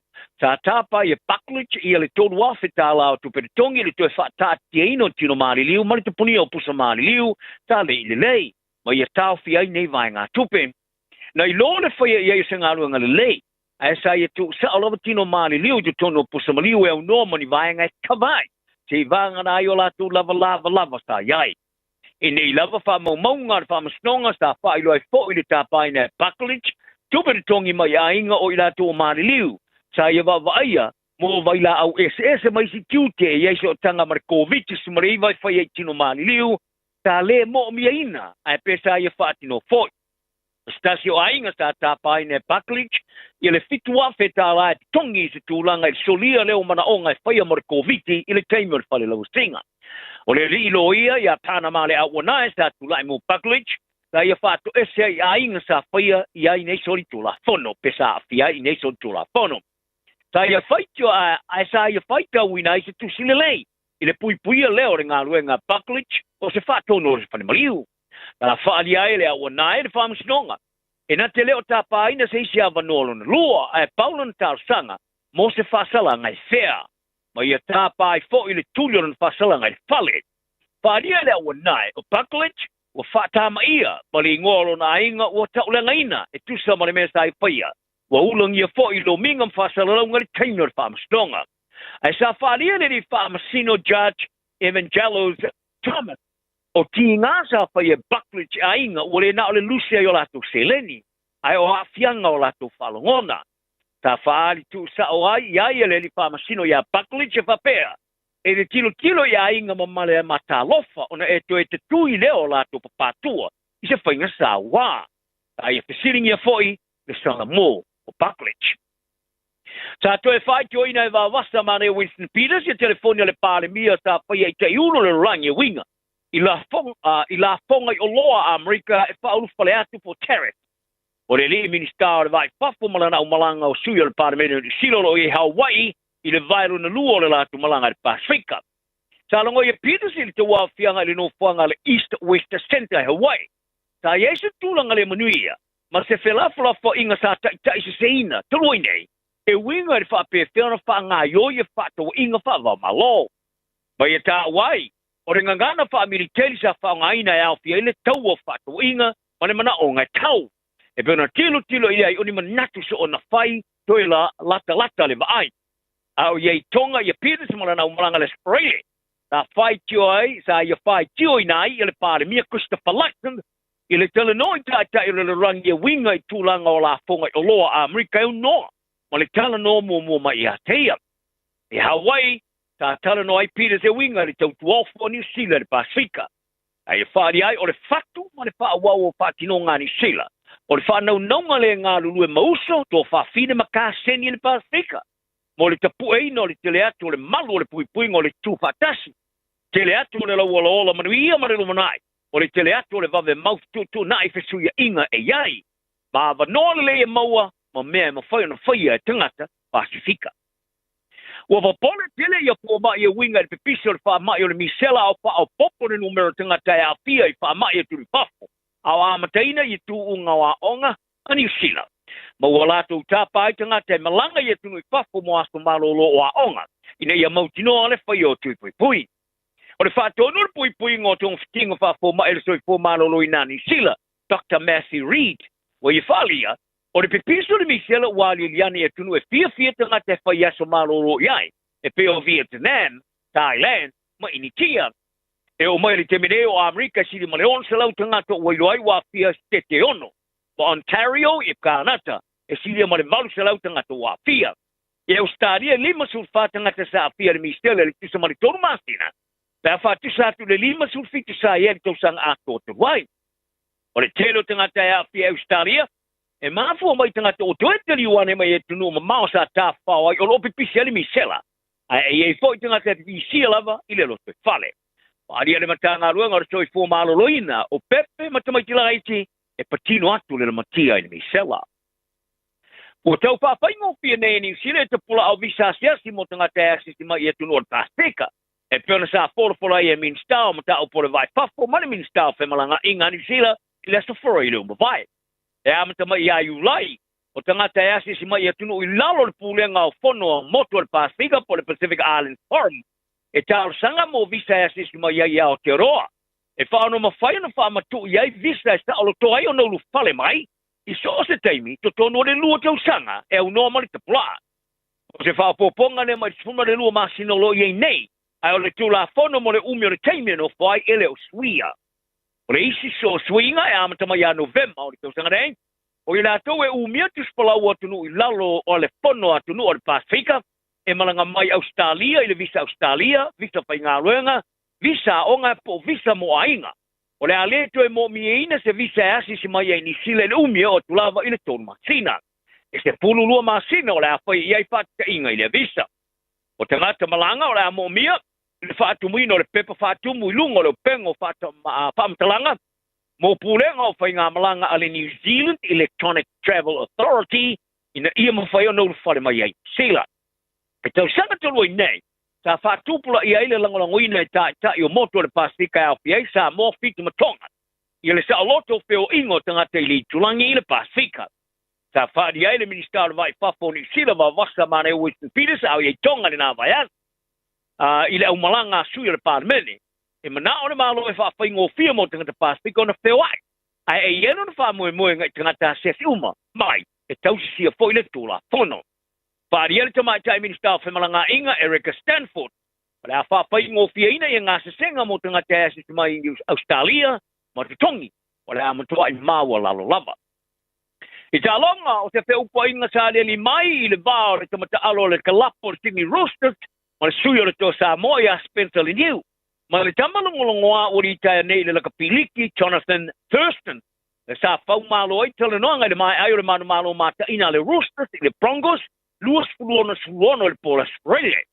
A o whaasolo le whaatalo whaatamata au le mai e talonga. Sa pua i nei se ato whaise wheupo inga le Neil Thurston. E beona ngā lua le televisa le Nine Network i le teimi o le talonga. O se wheupo inga sa whaia le mai ai o le talonga e muri mai. I se tua inga i se wheupo inga sa whaia i le awha teimi o le talonga. I na wasau i whafo i le Neil Malaya ma tua i ailo na whaingoina o Thurston i se ingoa e peona lipotia i le vaengo tala ale AAP. Lipotia le longoina Thurston i isi ana wofa i ngā runga le televisi. Tā le fia i le Neil i manatu sa i whaalia i le mai ai. O vevesi le whailunga lanu sa le mai Las Vegas i Amerika i le kausanga o bavai. E lua masina ta whaasale le Neil e whaamalo lo male ta longa. I lodo whaingoa lo le tamata alo le Brisbane Broncos, Ezra Mam, o se manu ki i le teimi o le ta longa. A ia au e lua i Las Vegas. I le mai ai o le whaasalanga o le news a whaalia Thurston i le porokalame le Today Show a le televisiva. E ielo tutununga e mana o mea se whaasalanga lau tele sunga le lua vai asa whaatai o na te alo se simoni whaapunga whailunga lanu uma e whaamaonia e moni.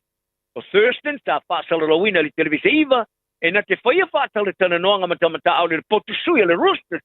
I le mai ai o le taalonga le Sproile pe na lipotia le Sydney Morning Herald. Pita! O le isi tamata alolongo amo mua le Brisbane Broncos, Cameron Smith, tato e tapa i natu stemi vave le whatau teia nei whatal tanoanga. Ai le lipotia le News Corp muni nei, o tua i ai le wha ingoa le News o Thurston i se upo valea. Le lipotia ai le tua i le News o Thurston i le whasu suso.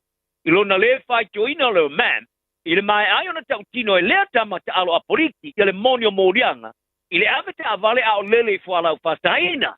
I le mai ai leo se whalavalawe sa feto ai ema se ista a vale, sa i eitu tonu steine i tite na ar whatu sanga. I le ipotia fo i le News Corp, sa le fia whatalofa i le sui o le tō sa mo i le huka le Broncos, Billy Walters, o i whai ngoa o le snitch. Te luailo na a waife o poinga, i le vevesi i le whailo alanu. Ai stus te singa Spencer le niu i lungo ala nau penga ki se inga na Instagram sa i whapiti ailona alu ia Jonathan Thurston ma i amatai fo i sana swainga fōwhasanga i le tamalongolongo a moana Maroons. Lucia le niu i le tai te ona mana tala no i a JT a po Jonathan Thurston ma i a tā ua i le tau mawhai Thurston e tala no atu i a tea. Pari ale niu, ele kea pe a whai e tia teia, e tu samalana me sa whaia, ai awale watu ma fesili, e peo lo le la ua. O ia tua, ia e Thurston i le lua fōlinga. Pari ale niu, e ino tangata, e wha fōlinga. Wa whāuau le tū maurunga le malo si o taalo le blues ilo na uso le Moana Pasifika, mai le isi tua la lau papa i le manu malo i le la taalunga le Stonaitos puono le tūwhetu, ma tū mauai le au se whaia ina le Moana. Popo ia i le ti ngā o le manu malo o pāsia i le blues i le Moana Pasifika, i le whātulanga no au i le whāsolonga o le tamarasanga o le blues, o sa whai le tulanga iwa i le Moana Pasifika o tue palasi lalo i te pulu. O unga ista alonga featuring Druas a whai ina le Highlanders pasu toru luas pulu. Queensland Reds a whai ina le torpanua pasi vai lua por the Brumbies, luas pulu ono tos River Hurricanes, whai ina le Crusaders tulu su whāto su tasti. Joseph Augusta Swali ma le Warriors, ta manu maro le Chiefs tulu su tasti sul wha. E au fiei ma score ta amarasanga o ye nei. Lesa au fiei ma Swali sa am ta mai tuola le na score i le Chiefs, ma score i le isi tuola malai i le mamawa sili male. Se lau mita. O lau laka pia tamaita i le Blues i le tamarasanga le au Pickers a ma whai ona latu to e pui le latu Shampili le manu malo ai. I tua ngā Shampili ma le au mai le motu sautia le Matatu, luas pulona Suraiva, i le Malai Eden Park. Ma le awhitau i le la le Blues ma le au masi i mai le isi tua le vastatasa mane mai Australia, le Warriors, i le Satofi. I stei mua le awhitau i le Shampini Australia, ma le Shampini New Zealand, i tamarasanga a Wātamatai. Ai sa pōpō le le au le Melbourne Storm, i le Warriors a New Zealand, le awhiapina nafi le manamalo whaspulua suwha, i menepone. O whaawa waile so mana malo le Storm le Warriors i tāmina sanga le NRL i te fulma le pitalonga e uno ma se whaia ina. Tala nao le yastu anga le leisi so i fwoi at. Ua na o le Radio Samoa se furulima iwa toru a mo e tautuaina o e ilangu ngana fitu aso le vai aso.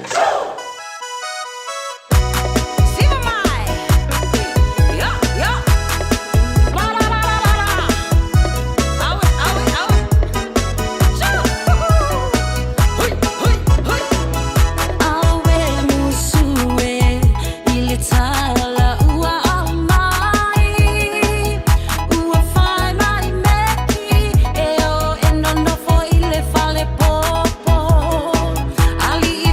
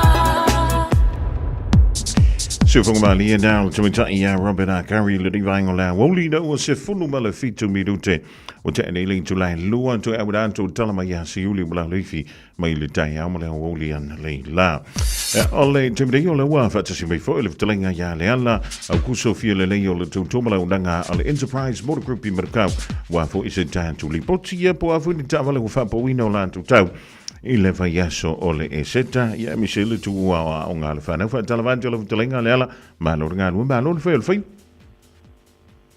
ma lo le tawa kai ko fa ta fa foi lo telinga ya wa ho ia le yaso ma la wa singa lo ta tu ai ta to what no ja wa tanto wo li mai le so ya so malo lo fa pitoa o le asfrele pa ia Michelle sa o le tu te le lava tampu di ai si tu tu ma unanga ile taiau ya le asfrele la tu ya le pe ya so ato te le lo ye po ile tu pe mo sina aso malo lo foi le ma futai mai ga le ala ya pe on sa no ina ya o lo o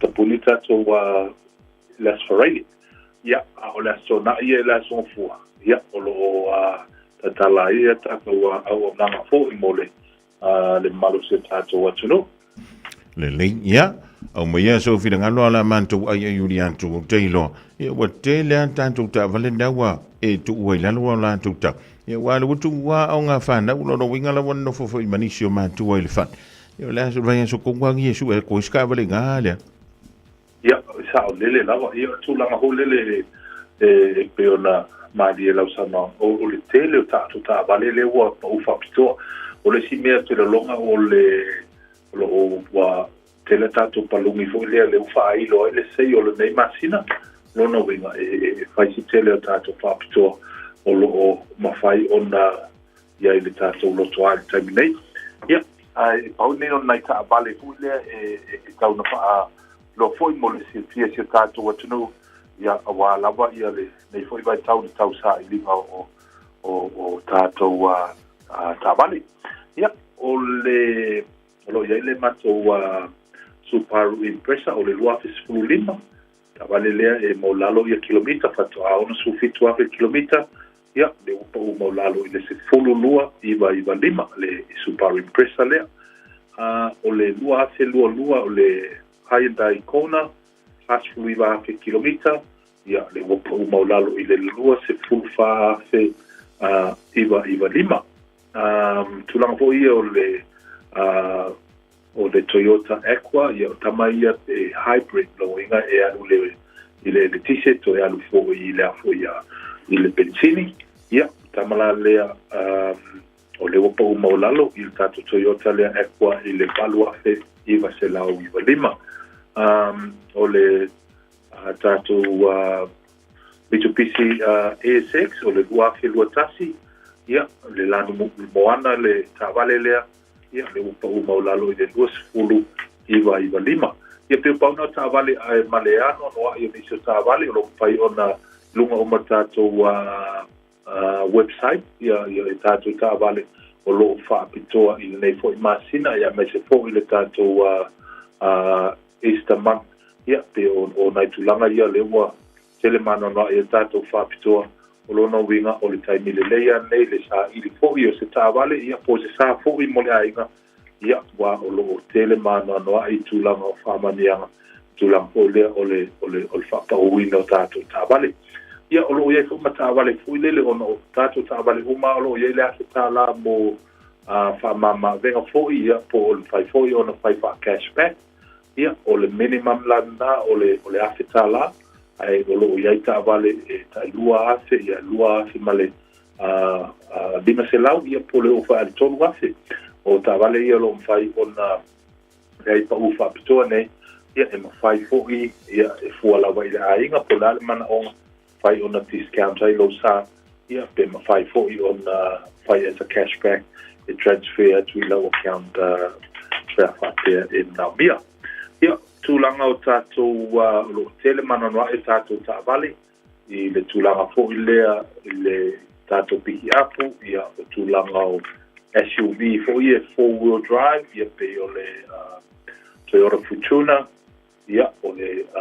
Toyota Highlander ia maritele a manono ai tātou tai fitu no foa ia I tūlanga SUVs o le o hatchback ia lo tele tātou tāwale tūlanga lo fitu ake iwa te lau iwa lima walu afe ia po tūlanga nal anten ia mo lātou foi o lai e se tau iai le whasoa ia pe lala nao lo iai tātou prices na ia mo lātou mai sei lātou o tāwale mua ia po tāwale foi a matamata ia o tāwale manei o tele tāwale nei e FSO nei ia fresh import from Japan ia FSO nei oi nei tātou tāwale ia a whapepo lo iei ia tūlanga foi lele o se tāwale tuai ia e mana foi upgrade ia pe toi sui foi se tāwale ia e whai ana trade in ia tu sapo iei se tūlanga foi lele o lo toi ei sina palen ia whai ana whaanga ioi uma ia fuwhanga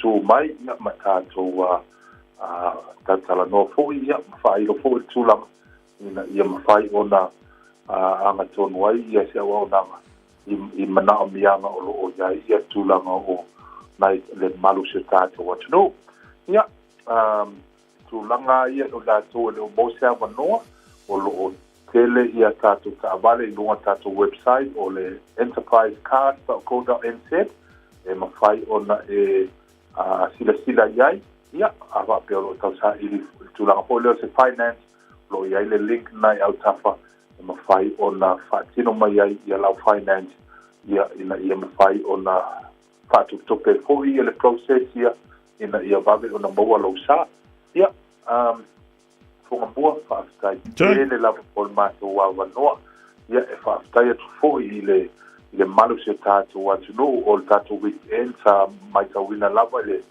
toa tele le malu se tātou atu no na su mai fōi ma tala au mai ia wa iwai malmanu ia fōi whai ma le weekend ia mo le toa le anganga whaatai ma le I le amana ia fōi se au nanga vai I le mātou nofu atu ai nei le enterprise I manukau ia mo le toa ia atu whaatai ia no mātou awanoa ma le tio Samoa ia manu teleina o faiva ma o faiva lo lima le nei aso ia ai manuia le whaafonga anga se tātou atu no mai e tase pe ona e tule talai le vango le wo le tofa ya le ala au kusofia le Enterprise Motor Group I Marukau e te mau le lima fitu tolu Great South Road I Marukau valau yel do bera valau fuole ovalu se la wono tasiono fa tasi valu ovalu se la wono tasiono fa tasi valu wala wala siding o so ta vale le diva tau ole tausanga se antia lus forma le lima miru te wote ai nei le tulai lua I le ya wolio la so fua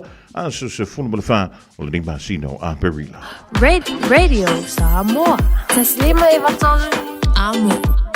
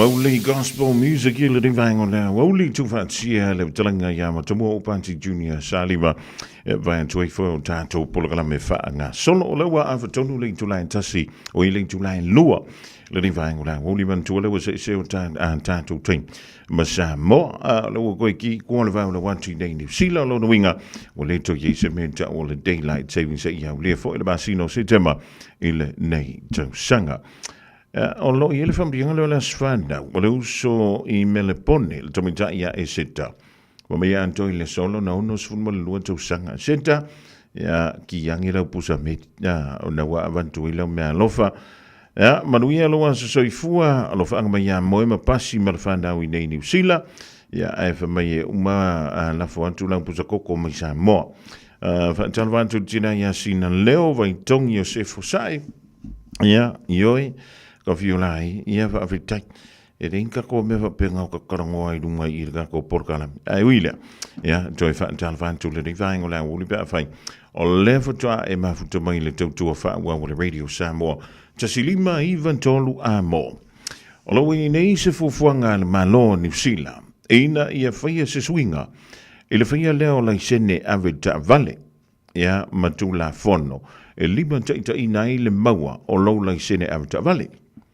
Se kuanga I lunga lima raka o ngai whea lua ia langa lerna. A ngaua, ioe, koe kiki fast furu kausanga o e whea lua I kongo ngiusi. O le ba ngai o lau ka avali. Ioe, e fo wili lau ka avali. O le ba ngai o fuia lau lerna ngai whea lua.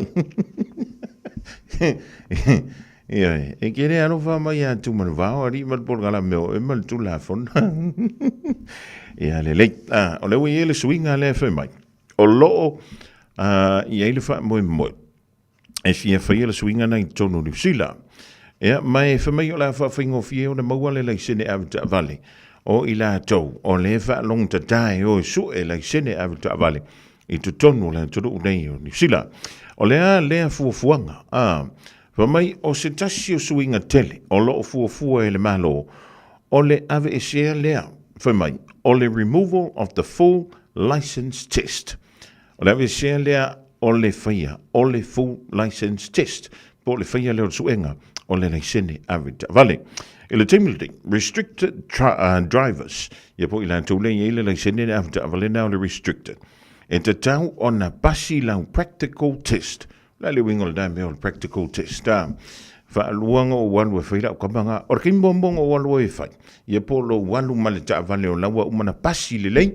E le lei o na fusi pau, le lei uma o nga mōli, le lei o nga sarukimu, le lei o nga whamalama. Koe mangongi le lei. O le singa me le pasi ai lo lai singi.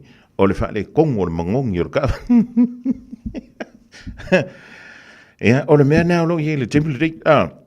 Se I vanga na ua pasi lau ave ta avale po le practical po lo felwa I le lunga lau le tele. Ea, ona fitua avantu leo lau fasi pepa foi le whaakali ei lo lai senge plastic le lafo antu I lau po sameli. Ea, mai o se whainga la lea o lea o loo sila iei le malo I le anga I atu I luma. Whamai I le whainga fo e le toi whaiai ia se suenga lea o le full license. Fa mai e sa o lava mai le restricted, full lo makako. O longo wingala a whai o ngai kengo fongo foi lau lerna li fies full kausa. Wata tau na whaisa fuafuanga. Wa o le tula fono le le temine. E se fulu vanu masina, I le vale o le lerna, a ngai I le restricted. Ioi, ai nga maua la restricted, pi umala vai ono masina. Ioi ngai lola I le su elo full license. E whengo fia anto na maua lau le sene am tamale ni New Zealand. Fua. Nga I Australia. Ioi. O wa ai ai au ka mai ngā kui ngingi usila I Australia. O lai wheo ai isi le pi. O kere roa po le ane wha uminga. O le pi re pipi ei au ka whole lai singa o ka wale le wheo I re wari inga I Australia. E pe ia lai ma le lang mumu ma le lang mea maka. Ioi. Kere ma le malama tele. Ia wataru vanto le manu le turu. Le wheo ai tato lai sinina I Australia. Ai o le swinga fau. Ia, ka koe fo I mai I. O le whampea mai e le tala. Sifuru walu masina. Ia po le sifuru lua masina. Ia, o na mwhaila ia lea. O na hanga I atu. E whaia ia lana lai sene leo le full license. I to tonu o New Zealand nei. Ia, o le isi tauteunga. Pea whaapea pasia le tauteunga leo le tula fono. O le whai titia lea. O le mo me fui o demerit points. Ma le tua le sene amta vale le full license a tātou I New Zealand. E se lau points I ton. E le ngantala pe afa pe sau lau ta vale. E fa tu o leo e fa mai. Ia, bako lau sana lea. Ia mau points I luas furu pe fies furu leo a esi. Ia, o le afa pe mai la le fa mtalanga. O ilanto e ilanto learners. Ma le restricted. Ia, o le a kau fa feolo no mai. I lalo o le tu la fono. O I lantou, e ia lantou demerit points, se lau demerit points. I to tonu o le lua tausanga. A whai e ke solia ele kula fongo. O meni o tau ta avale tono New Zealand malau au ta avale sao ma le paka se ia malo walu no moli mo mui New Zealand. O lono winga. O le ave se hai ia lo lai sene au ta avale. Mo si na taimi pe o le yele taimi le rei. Ai ponga me mang ia lo ke vai e tuai. O lea o le afa afa ingofi o na maua le lai sene pe asuia le tula fono. Ina ia vaveonga ku le me ye ka ko ye ngofo ma le learner. A ngai fia rua i marapan se kos fulumon kupu kongora ka. Ia tanto wo failure restricted. Failure restricted. Ia ona fa ingofi ele ona e se tu lunga e su e lawful license. O le sina vainga. O le mafuai. Ona finga tana maua ia tanto ngala wolo tele o nisu ngalwing. O lai sawa i lalo le hafu. O le avano finga ngalwing. Pe te loa ave ta avale. Ioi. O lisi vaenga taua. Pe te loa ave ta avale suikia. Ianga. Iwa o le mena au te ufo. E ingi so kako. E loa ave ka avale suikia. Ai le loa ave ka avale komeki.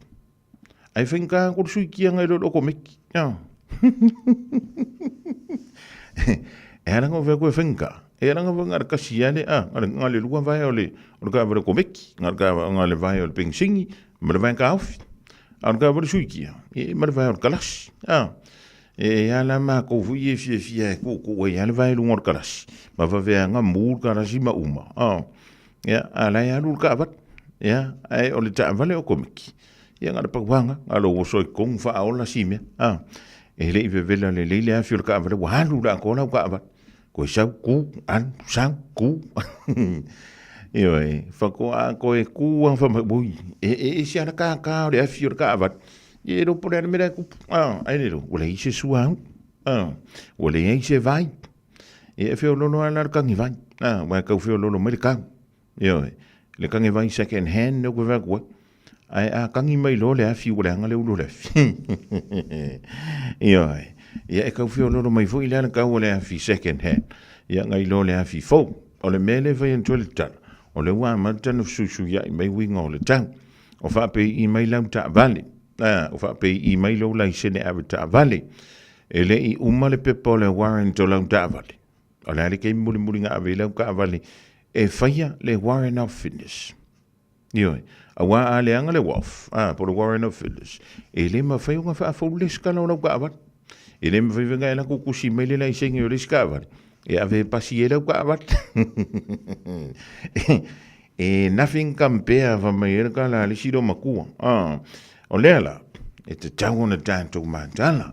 E o le tupa i o tina. E o la ko wanga maka fo yu. Nga le o soi ko ko malu de a ko. Sa ku. E ri a ko le lima mingu. Ko e oso ko ko e halu de a ko. Ko e sa fo i ku. E oi. Fo ka fa mai e si aki fua e pe ia e lua mori da wola me kongo la ka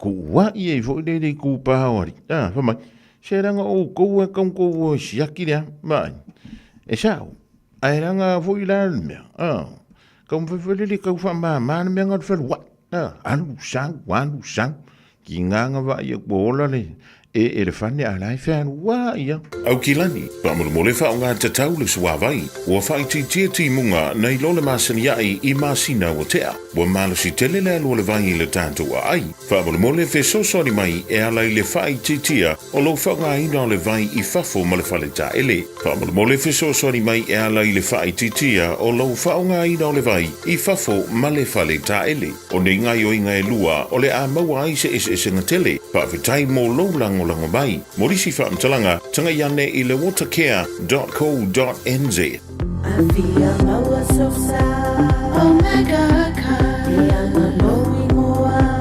Omega Ka Sabaleta Umofie Omega Ka Fili mai loile Omega Ka Omega Cars Lua selau Diabetes Drive i Manukau Pole telefoni o iwa lua vitfitu 5 tasi lua Susu mai Manukau ne Omega Ka Umalole keisile Omega Ka Wa ye nei le la lao le Bluebird Lumber and Hardware I mangile. A wa fa tau molo ainga I Samoa. E mawhaiona whai umai oka o loa faufale. Pusa aisa o ngā umu TV moenga. Se tino forma le telo o loa ese. O fa tau umai mawhaiona tutongi le tātou ofisa I mangile. Ai piki I whale o loa o le Bluebird ia pia vai tele po sa le longa. Walau noa le olua tasi 5 fafa. Olua tasi 5 fafa. Pe emaili le info@tlmarketing.co.nz. Moni si whaamtalanga. 24 hours a day, 7 days a week. Radio Samoa streaming live on www.radiosamoa.co.nz.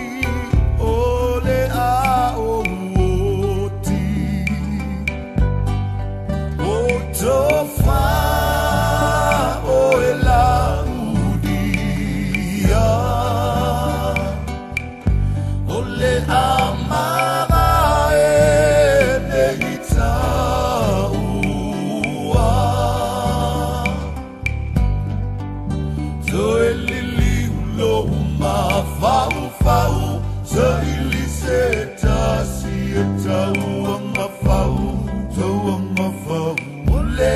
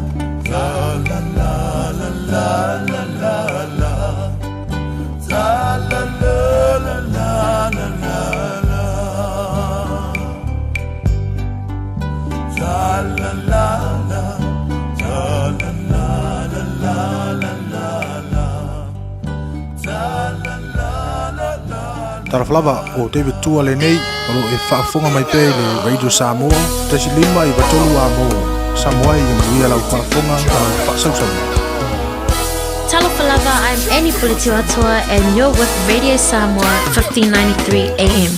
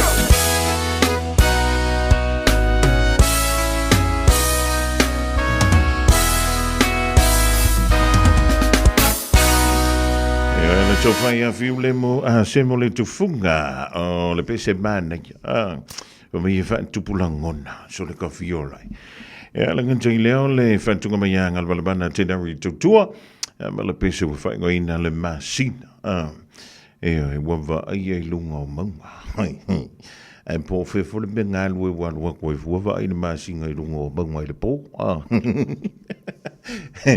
ala wa joy fi tumala fa be tun jale ling tula e tolu o dan tu tan tu tala I vai fo e le ngana per tan ima tala I ta longa ya be an tan ling tula in tolu la wo ni eva pe ni fo o la wa e pisi fo le po la wa e tu o le ka paka le fo ale au ngale fa na ia wa loka fa le ia filifili auro au mama auro ma kaukaringa aulo jono o la mtava ia fa mali uliwa ko piki me kamaki o ila nen no fo matami tilfa ia na mana tu la fono fulu fan tu sanga ia le matua tem titi me faina no fo le fale va ai tamiti fa le tu la fono ai jono lu sila ia e pila vona tala no so ia il polkala me o mal tu la fono mal sunga ile risanti ele tofa ia tu marvau siki asu ia mo le sulfanga ia ale antunu launtel ia tanto wai ia mo mia ile ia se tamiti foi le ka makua kikia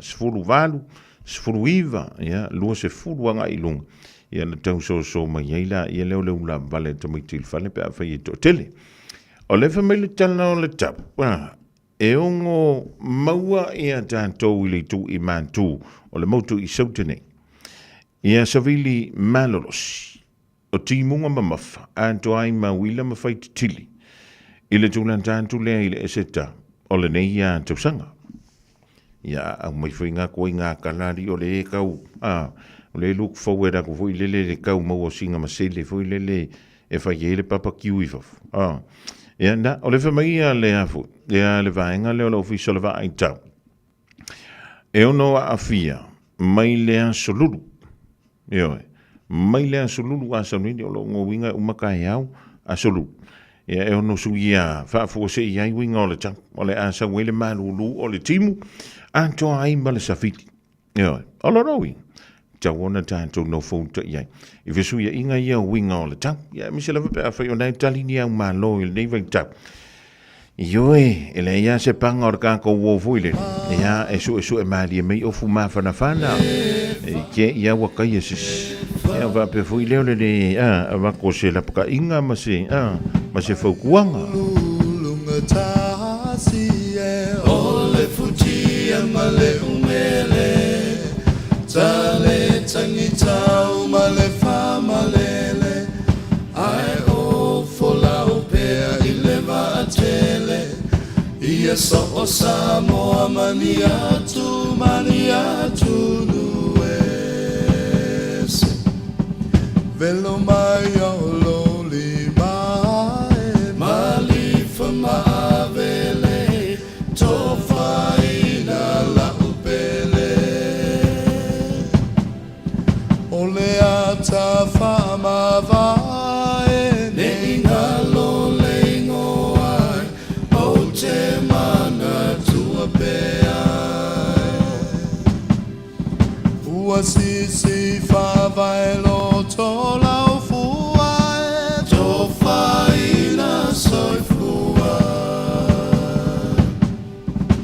o eta fefe le afila ua mu mai le lai tu tomata ue le tu tane fai mai wali pupu fai pule sala fai so ia le fa fi le mo ai fai ni talo sanga ile mala ua tupu ai awa lava le fa tala tu now fa noa ile mala wai samoa e pongai mai lo savai o le ato o me a fato fotofo o ala tauna salamo samo alo tomalo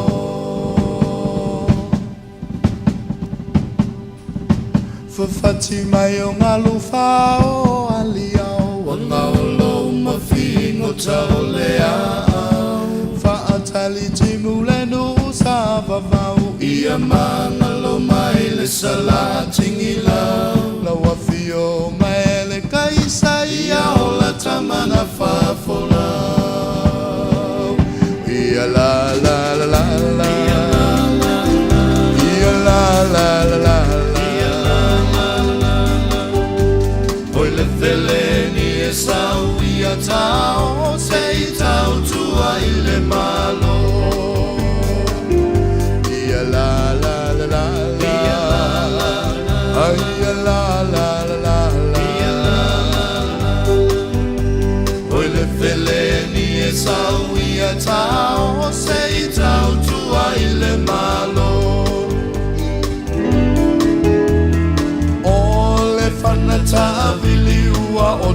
te mahi Tula e siali Maua whai mai Ia file mui ato ale tai Tali ilangi so tai Whai talia peretani Oele kovanai Ua e whaafiti E te leiloa ina O se whanata avili Ai moli mauta maiti malea Whawhine o kilisi O oe lava na e whapa O le whanata avili Ole na lava ua tofa Ile malae mulinu uitia whau Ole malae o malo Ina ia tu ole mata e Samoa e so ia le tafa So ia la ia So ia le fetu ai lao A onai ona fua Fai maso o tana E alua tule mano Ae saule se sana Olo o tu sila lo milengo Ale lao mo so oi samo Zau ia la ia Tao ile ti paula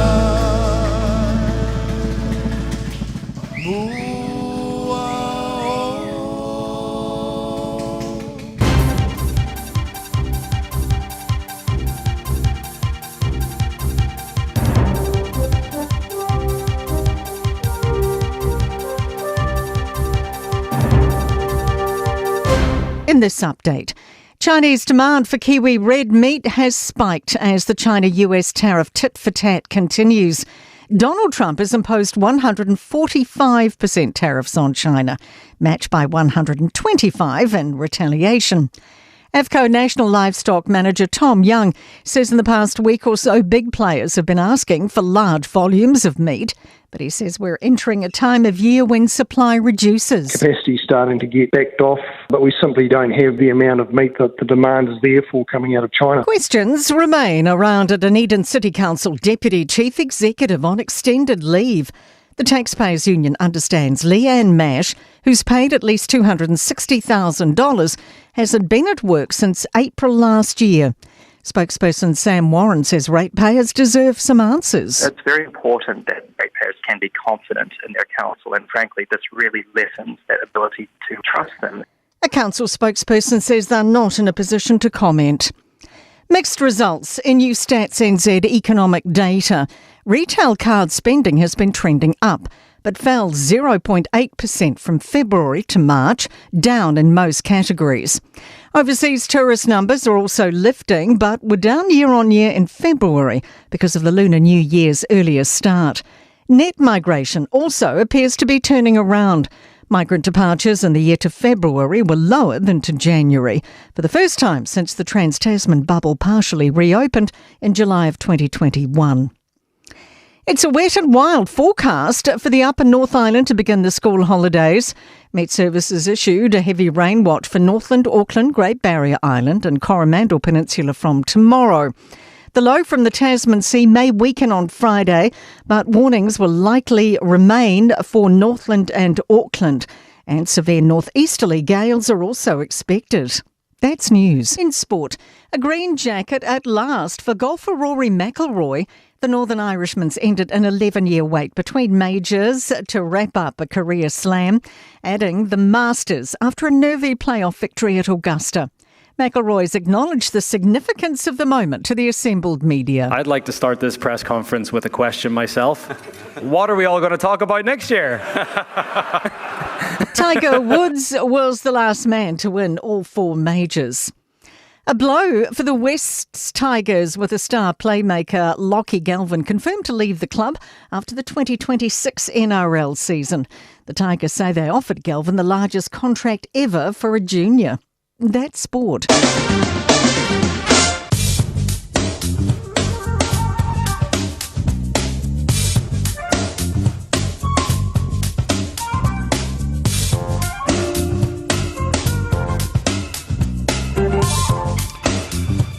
Le dau whangana tino o se whapapongana o tātou tala I vai whanua I wa tala I tala ngana perintani ala ni vaengo la woli. O le wa whamiru tau te nili tulai tolu ala vaenga nei le tala le tau molangi an tula poana ni mala so an tau mo au kilani nei. Wabela official va I tau wha amalu manuing o le tau ye o no yeina ye wanga I le tu I mantu o le awala no papa malanga yantu no sure. So wili angi mai le soma I le tu I saunte I sasae. O le mawhanawhana I le soe lus fulu al whāti kiri, ma lu I le poana nei se fulu whāti kiri, e ngoto le la I le toi lumiru teli tulai ono I le fiafiana nei.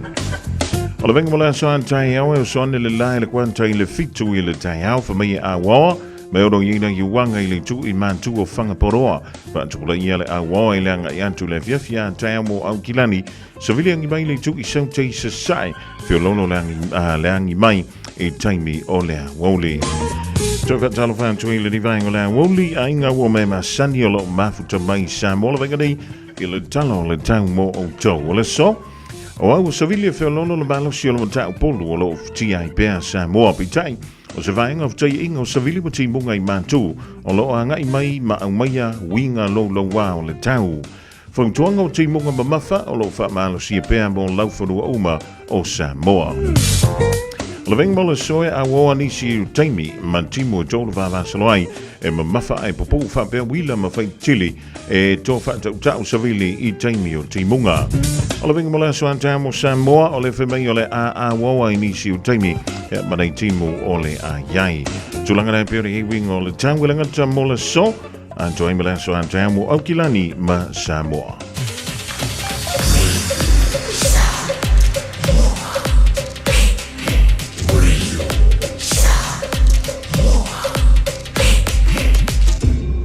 Noivo tu, amo. Ua lolomo.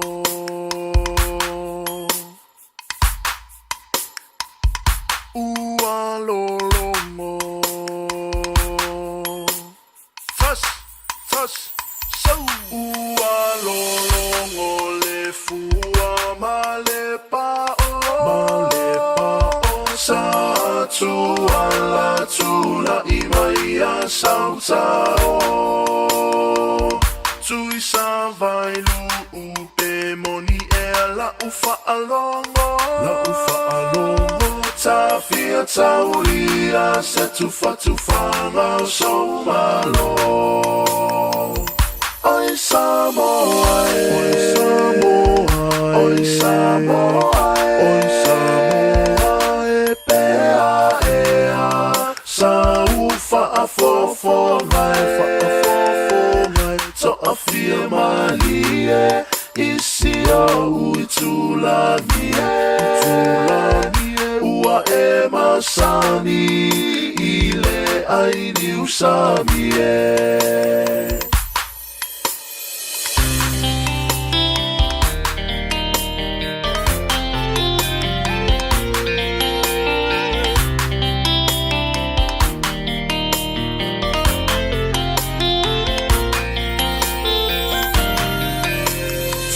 Sia fo ila ulu se va ia moto Ole la male masina olo uanga se toto Olo upale uale so Ua matusia la ufa asalo Ele fai so ulu to ae aloita ile fa alomo Auewe tali Soria ete whaanoa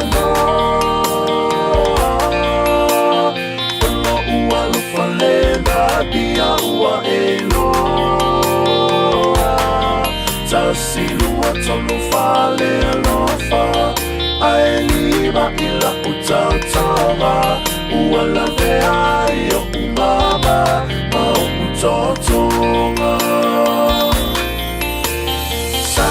sau yo tao ta eva le o peta tenu nofo ile mali e o si o loto awane I eto ema salo fuma pe ete tali tonu pe ata sola I maunga pe ete tali tonu pe ata sola I maunga.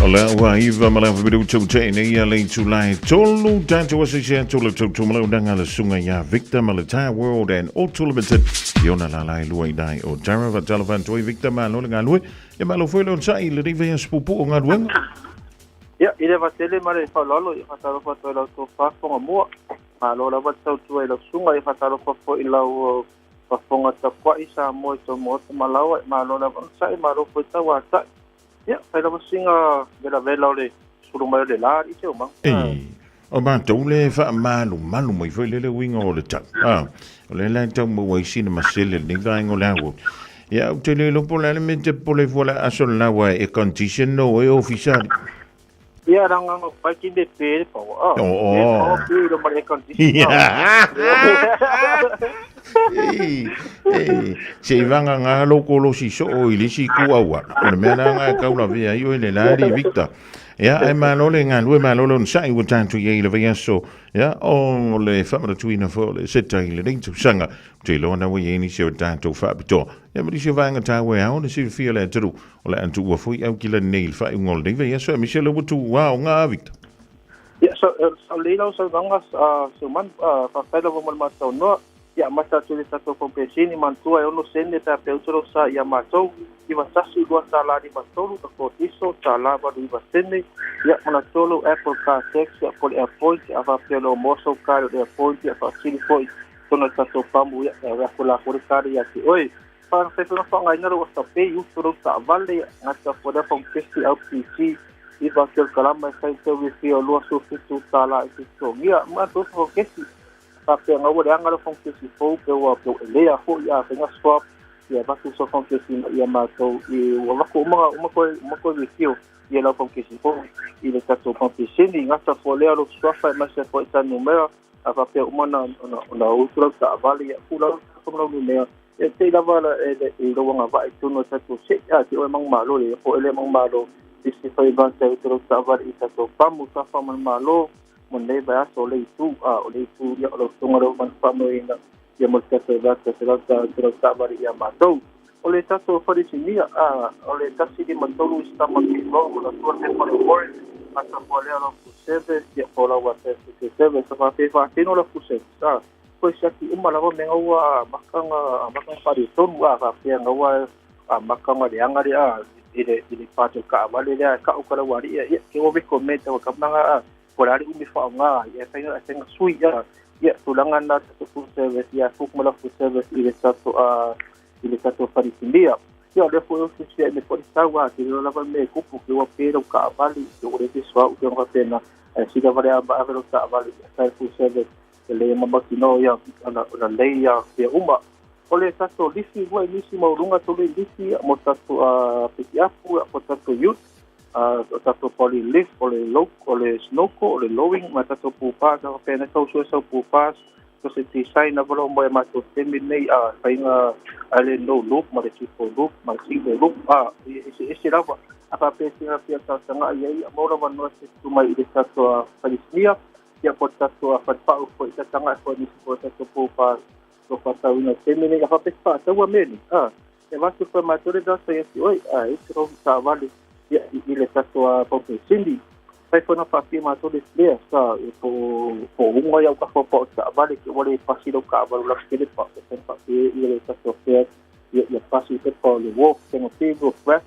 wo feo ali ki light ya po mori ke ta vale lo mo ya mato tato scanner pa pia ngua o so mori mo lo dashboard o le ngana tato scanner kena de malo sa bana ai te wale pasite por e wo duas utara de kota so wani pe ole ava no se bili mai e atu ka ko lunga booking la la bla so te ava no mai book mai ai so parte por e wo no sa vale so moto sa vale fo sa vale wai so fi feeling SUV car so high cars in so folea so small car the 500 in ya so sa vale tua ya pa tu so sa vale fo mai ya ma so ia se kon tung via sol pe minimo la lo va ia sa vale mi ta vale ki todo suta la ida vai asu se fa ia sa pick up po re po venta ai lax mandi sen o sa vale uman teu sa pe ke hoje tina kama ko e de lunga ita sa vale sai sa mas o fena tulang ai me se lava sa vale ia foca po ta ya ia po ta semika ia pula o se ya ke so fa ta ska vale ke mai fa ping ke me yo fo e fai con coisa ya e tulanga na ele sa sua fata vale ya a pe se sia falai le kena sa vale todo mas se me da falai sa usa ia maso ole meta telefoni o iva fitu fa con lua o iva fitu fa con lua on mena sa to farislia o sa to farpa i de chasi fintu skuru pecho o tra o folo pa tuai se ro filinga termini a fa petro motinore sai ia ke a mai foro ka abri kuma suma ma mo ta vale foi nei yalo sa mo kanto sa mi foi mo na tudan foi siaki foi ni pa o ka abro tengan fare tonu ke o te por wana siri era perfecto por o i caso por subia e la vana yalo sa me pinano esa no ai ya pe si foro paso pa pe lo la varo paso mi le toque den i como te a que se por usar esa no mais foi e se será mais que mo na tulanga ole kato peso le falu te mi de pa o matau sa to ke me fu amasa masa sulima se pa de go furu nga lunga poka ko me ki go furu ya le fo venta highlight mandi ten lo falu ne sa peso te mi ne o ko se ki me fu la ko no pa fo pa se o fa pe ma se ki me fu e ko fa ka o de ai fa ka o se ki me se la ko no pa fo ile sa to fa tu pa fa lo sa vale furi la ulamen pa sino ya ma so ya fo o fa to fa de lia fi pa Suisi a ke suso maksa ole satu pautas maksa pautas yang itu di mga idunga apa ke mas para ko apa ole pu di sama tu itu di ma po to dong idunga ya so se pen la volo mo ya maso i to fat pau i a pe ya ta nga ko i ka ko pa ya mo se ni de sumai ya le la volo sumai ta nga i fikira ko ore se pen ki do ma nga ya ole sa valo ne va so to ravi wa man valu so sanga tu sala te me llama sabe aso kapine to tu ka vale se pero pensi e kamare le kumudi masuta la ya molalo ya kilomika new wolf my service kasi to sangale le reto dia to sangale en ko e ta vale na monde ya so si pe ya sta pe le fai mane risco ya pasino i masolala e le sa fa wa na sa pole le sa to fale sia me telefoni o i val fixasi solo o i val fixasi solo o mena sa to fa ia fa se madu mal maso no mo ye tele ya ngan wenga fenga ye le ya wolia victor tanto to filo ai foi ma fa mo ya to male seta to ka le ko fka ya sa le le fa mo pre se ka tunga ya le wo por la sofobia o malanga ya ia ko se rai fo ia le alo fanto victor awe ko le la por mo la wala male vela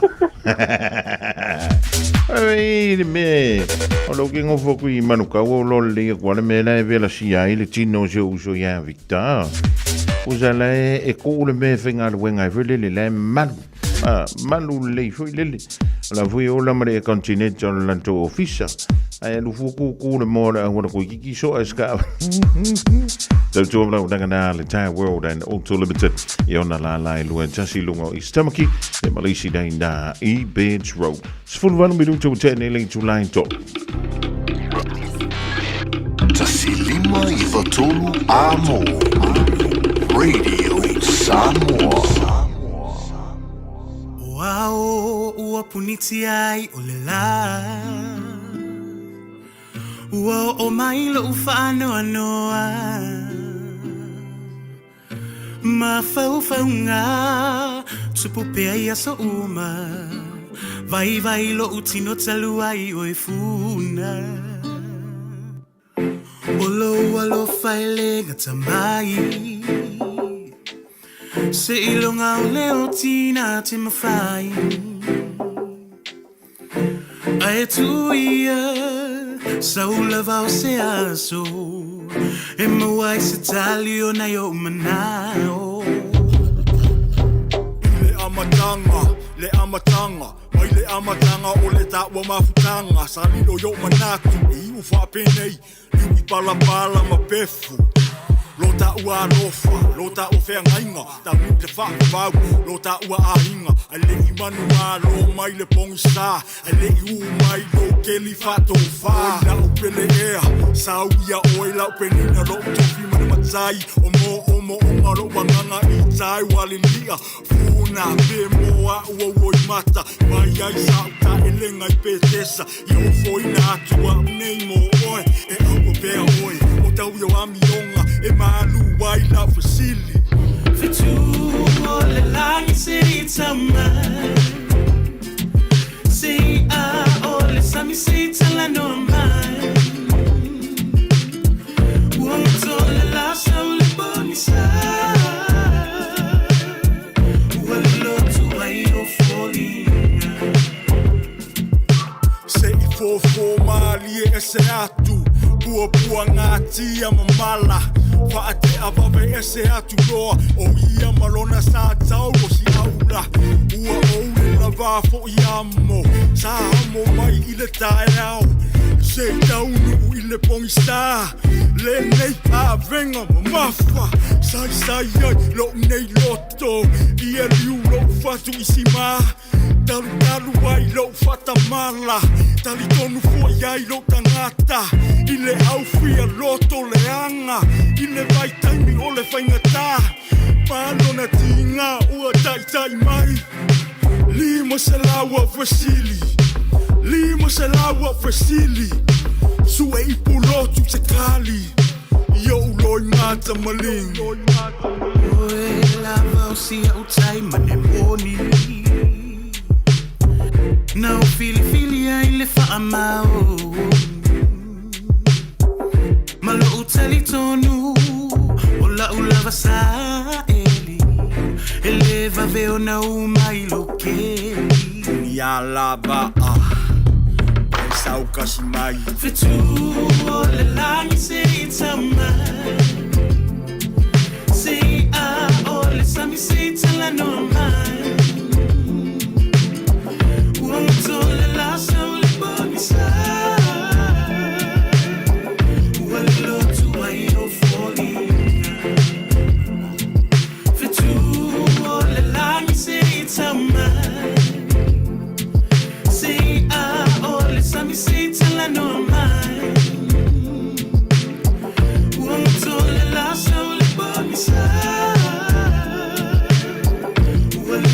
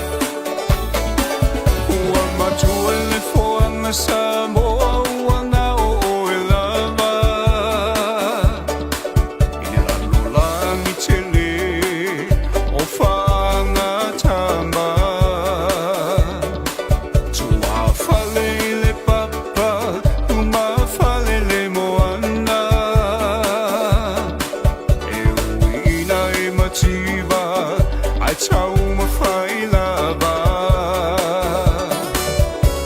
o pua le tatunu o si mea mangu mangu e maua while mu tau ina ia hui masao le whamo e moe mala sili au tu au alo ala whaiwa i whanga tama tau ina ia manuia u maula asana maula umalava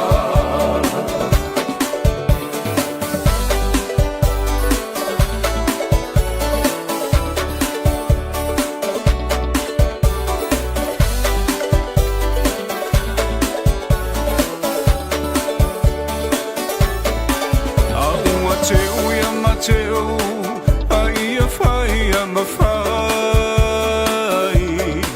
o mamana aua e te whawai vai a ia mana Samoa lau tapua inga Leo na talo lua tuna mawhatai lo la lo whaiva O se whaiva tapua ia le mea moni e oe manuia Tauina ia e mana toa loa tunu pele male tapua inga Ia polo tino a e mana malama o mata O mamana ia tafe toto ala Manuia ola asama Tauina ia e mana toa loa takwa mai ia whamua mua Samoa e ole tama sani o tamana o matua tuile atua Awane i o ta whamoe moe i le marosi Mana tua au au na lea tua lo o puno mai Tatalo mo so tauni So whakamali nā le tō whai a whiu se mo le tō whunga i le niwaingo la oli ma le pese ua whai waina whaiva tāpua ia ea e male manuia e langa lea o le whantunga mai a tauwhi whaau Sofia o Talafiso Victor Kyle Makas Futialo Mapuni ea e peo nei whaafunga tige o leo toi lus fulu ma le lima mi ruto na tāle o le tū e whai le nei a woli o la sungafua tāle wha ura tu tala Ja, mai han toen de oorle Pasifika, maar lang is heel naar voor. Want als je meele jonge ja le aan toe zover. Ja, waar het ook maar vertang ze jou lia. Leen toe lijf fit toe. Ilef ja na nee.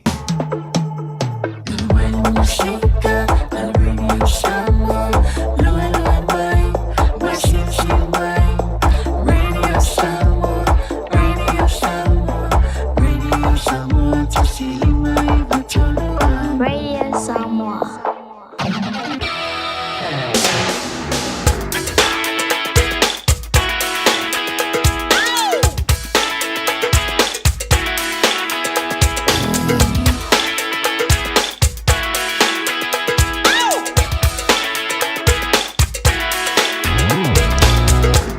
Salvantu le ringa la woli fana uma la vale wutu wa onga tala fa lava to mighty army of do ya mai la onga o ya so fu ya onga nei te no fu le fali ya le ling ya mai le amatanga ya o le tu wanga fo le ringa le va ya so mo mo le ringa o luma de ile se tali to mit ya le ling o how me sa fa le weekend ina watu wana onga o tale longa wa e halu le ko fani Ja, e se me tau te malanga ye mana yo mantua ma le tau ainga e ya so malo lo le e seta ya pe da le no fola vo tanto i le fat.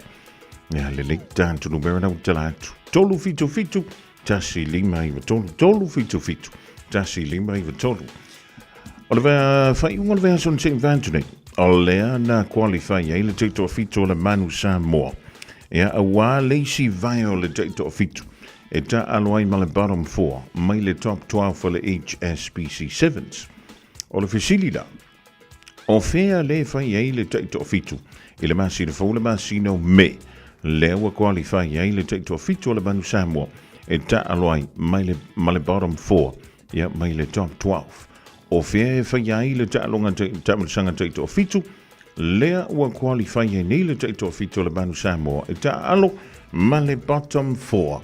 Ia mai le top 12. Ali to mai sua mele tali. E ona e wala umele le tanto numero na utala to mo e polgala mele de ya woli. Lango de malosi ele fale ofu le Uncle Springs. Ma we ele bitia fo le uso Uncle Auntie. E ma faina lo lomi e toninga a inga mo family reunions. Au ta alo au la kapi so skoinga ka longa.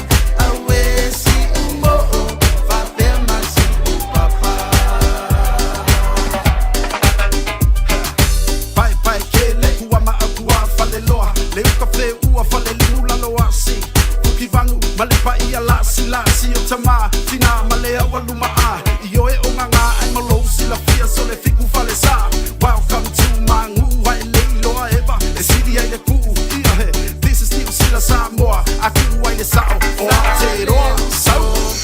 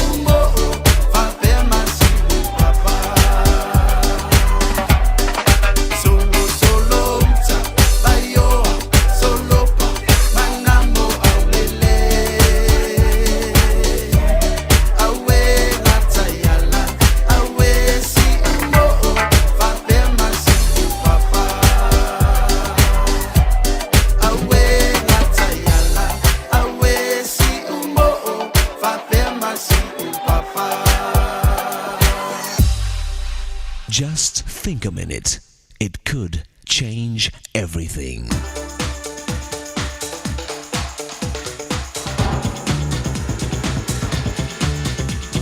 Think a minute. There are two sides to every argument, and they're usually married to each other. But that's not just in marriage, but in all our other relationships too. Yesterday, we started discussing how to resolve our conflicts rather than dissolve our relationships. So today, we'll finish with a few more guidelines. First, honestly ask yourself, how much of the problem is my fault? Maybe I have unfair, unrealistic expectations of the other person. I expect my spouse to meet all my personal needs and my boss to meet all my professional needs. But human beings can never meet all of our needs. So if you keep expecting it, you're going to be disappointed and angry much of the time. Second, talk it out. Problems between people are not magically fixed by themselves. People must choose to forgive and fix what's wrong between them by honestly and lovingly talking things through.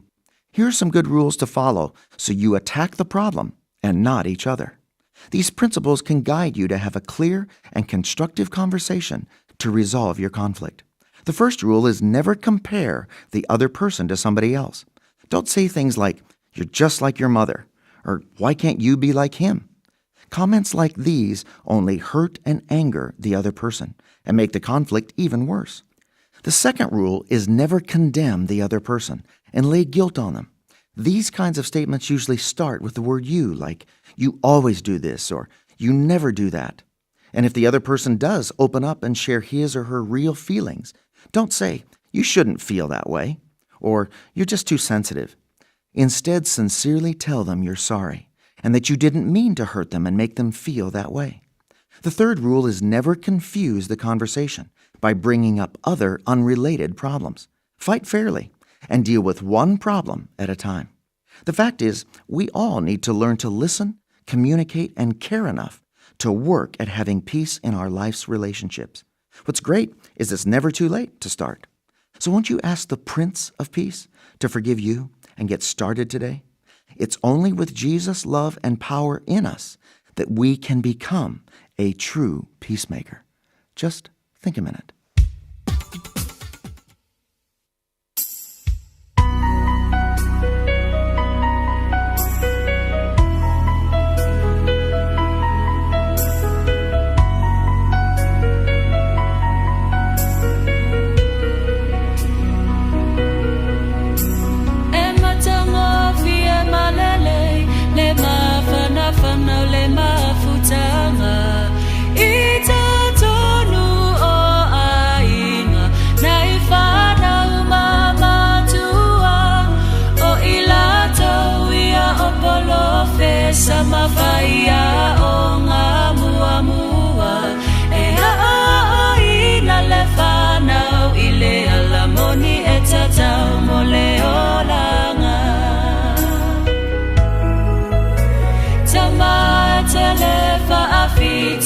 So semana onga osio watali tinga lo baleta ungata malalela ba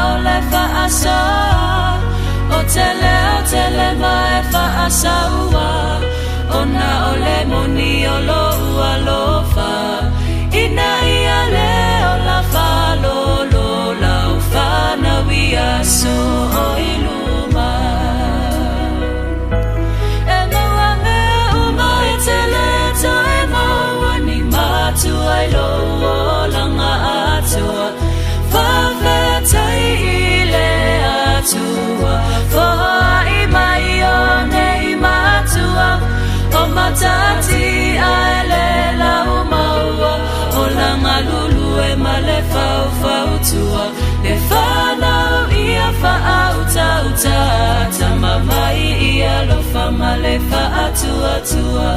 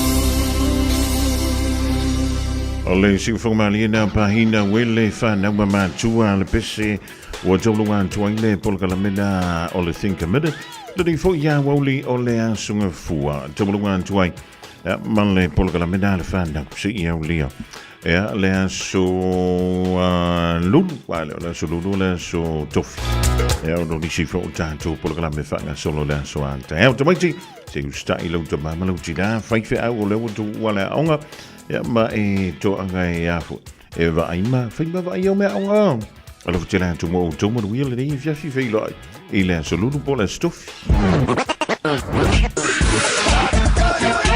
ma lo so e fua o se fufonga Samoa Radio Samoa da silima I vatolu amo se kia Radio Samoa.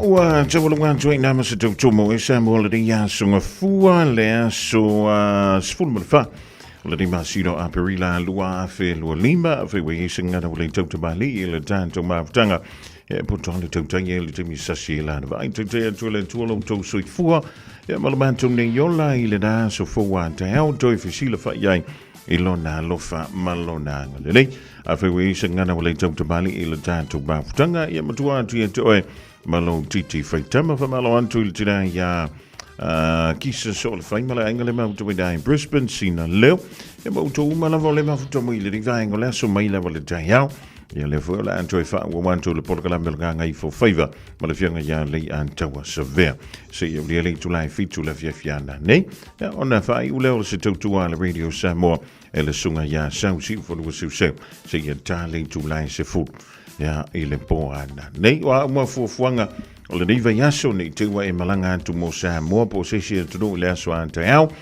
e manuia tele ya le anga ya tu foi e fainga malanga ma fainga mano longa mana tua e toi mo tupe ya o le ola kasi le ola meleri o le wingalanda o le faima mano lo ina ia toi anto dole malo si o lo tino a ia sili ai lo mafa atuai ia mau tato wanganga e ke koe sa pe a umala mano longa pe a ele alu ke fai fa le belavi wa ele se mano longa le fai fa le belavi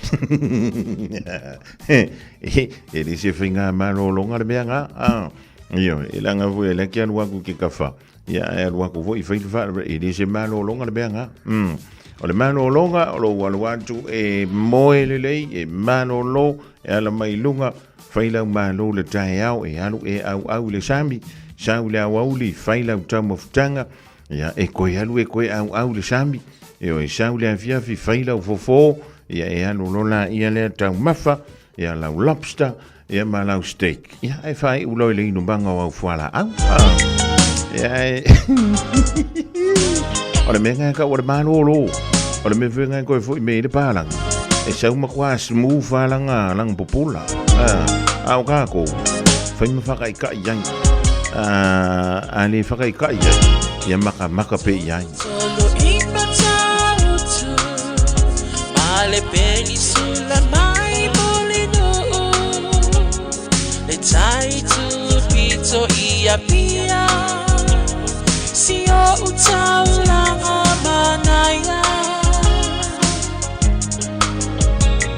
E fe pula fi mai ile sau O ata uma o fetu o le lani E sulungi ia umasia uhani A o masa vali vali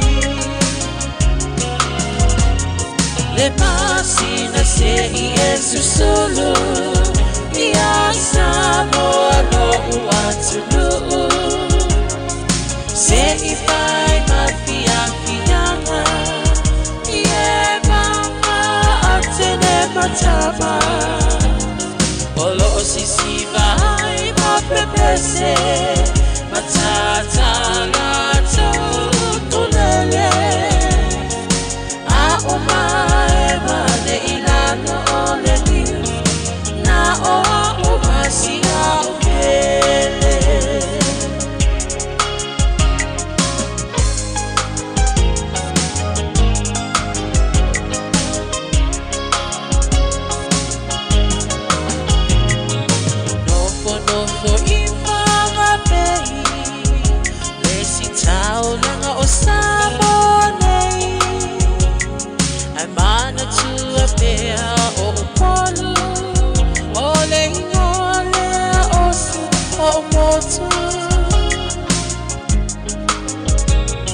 Ele mafai nanga ona ngalo Le tape tape ma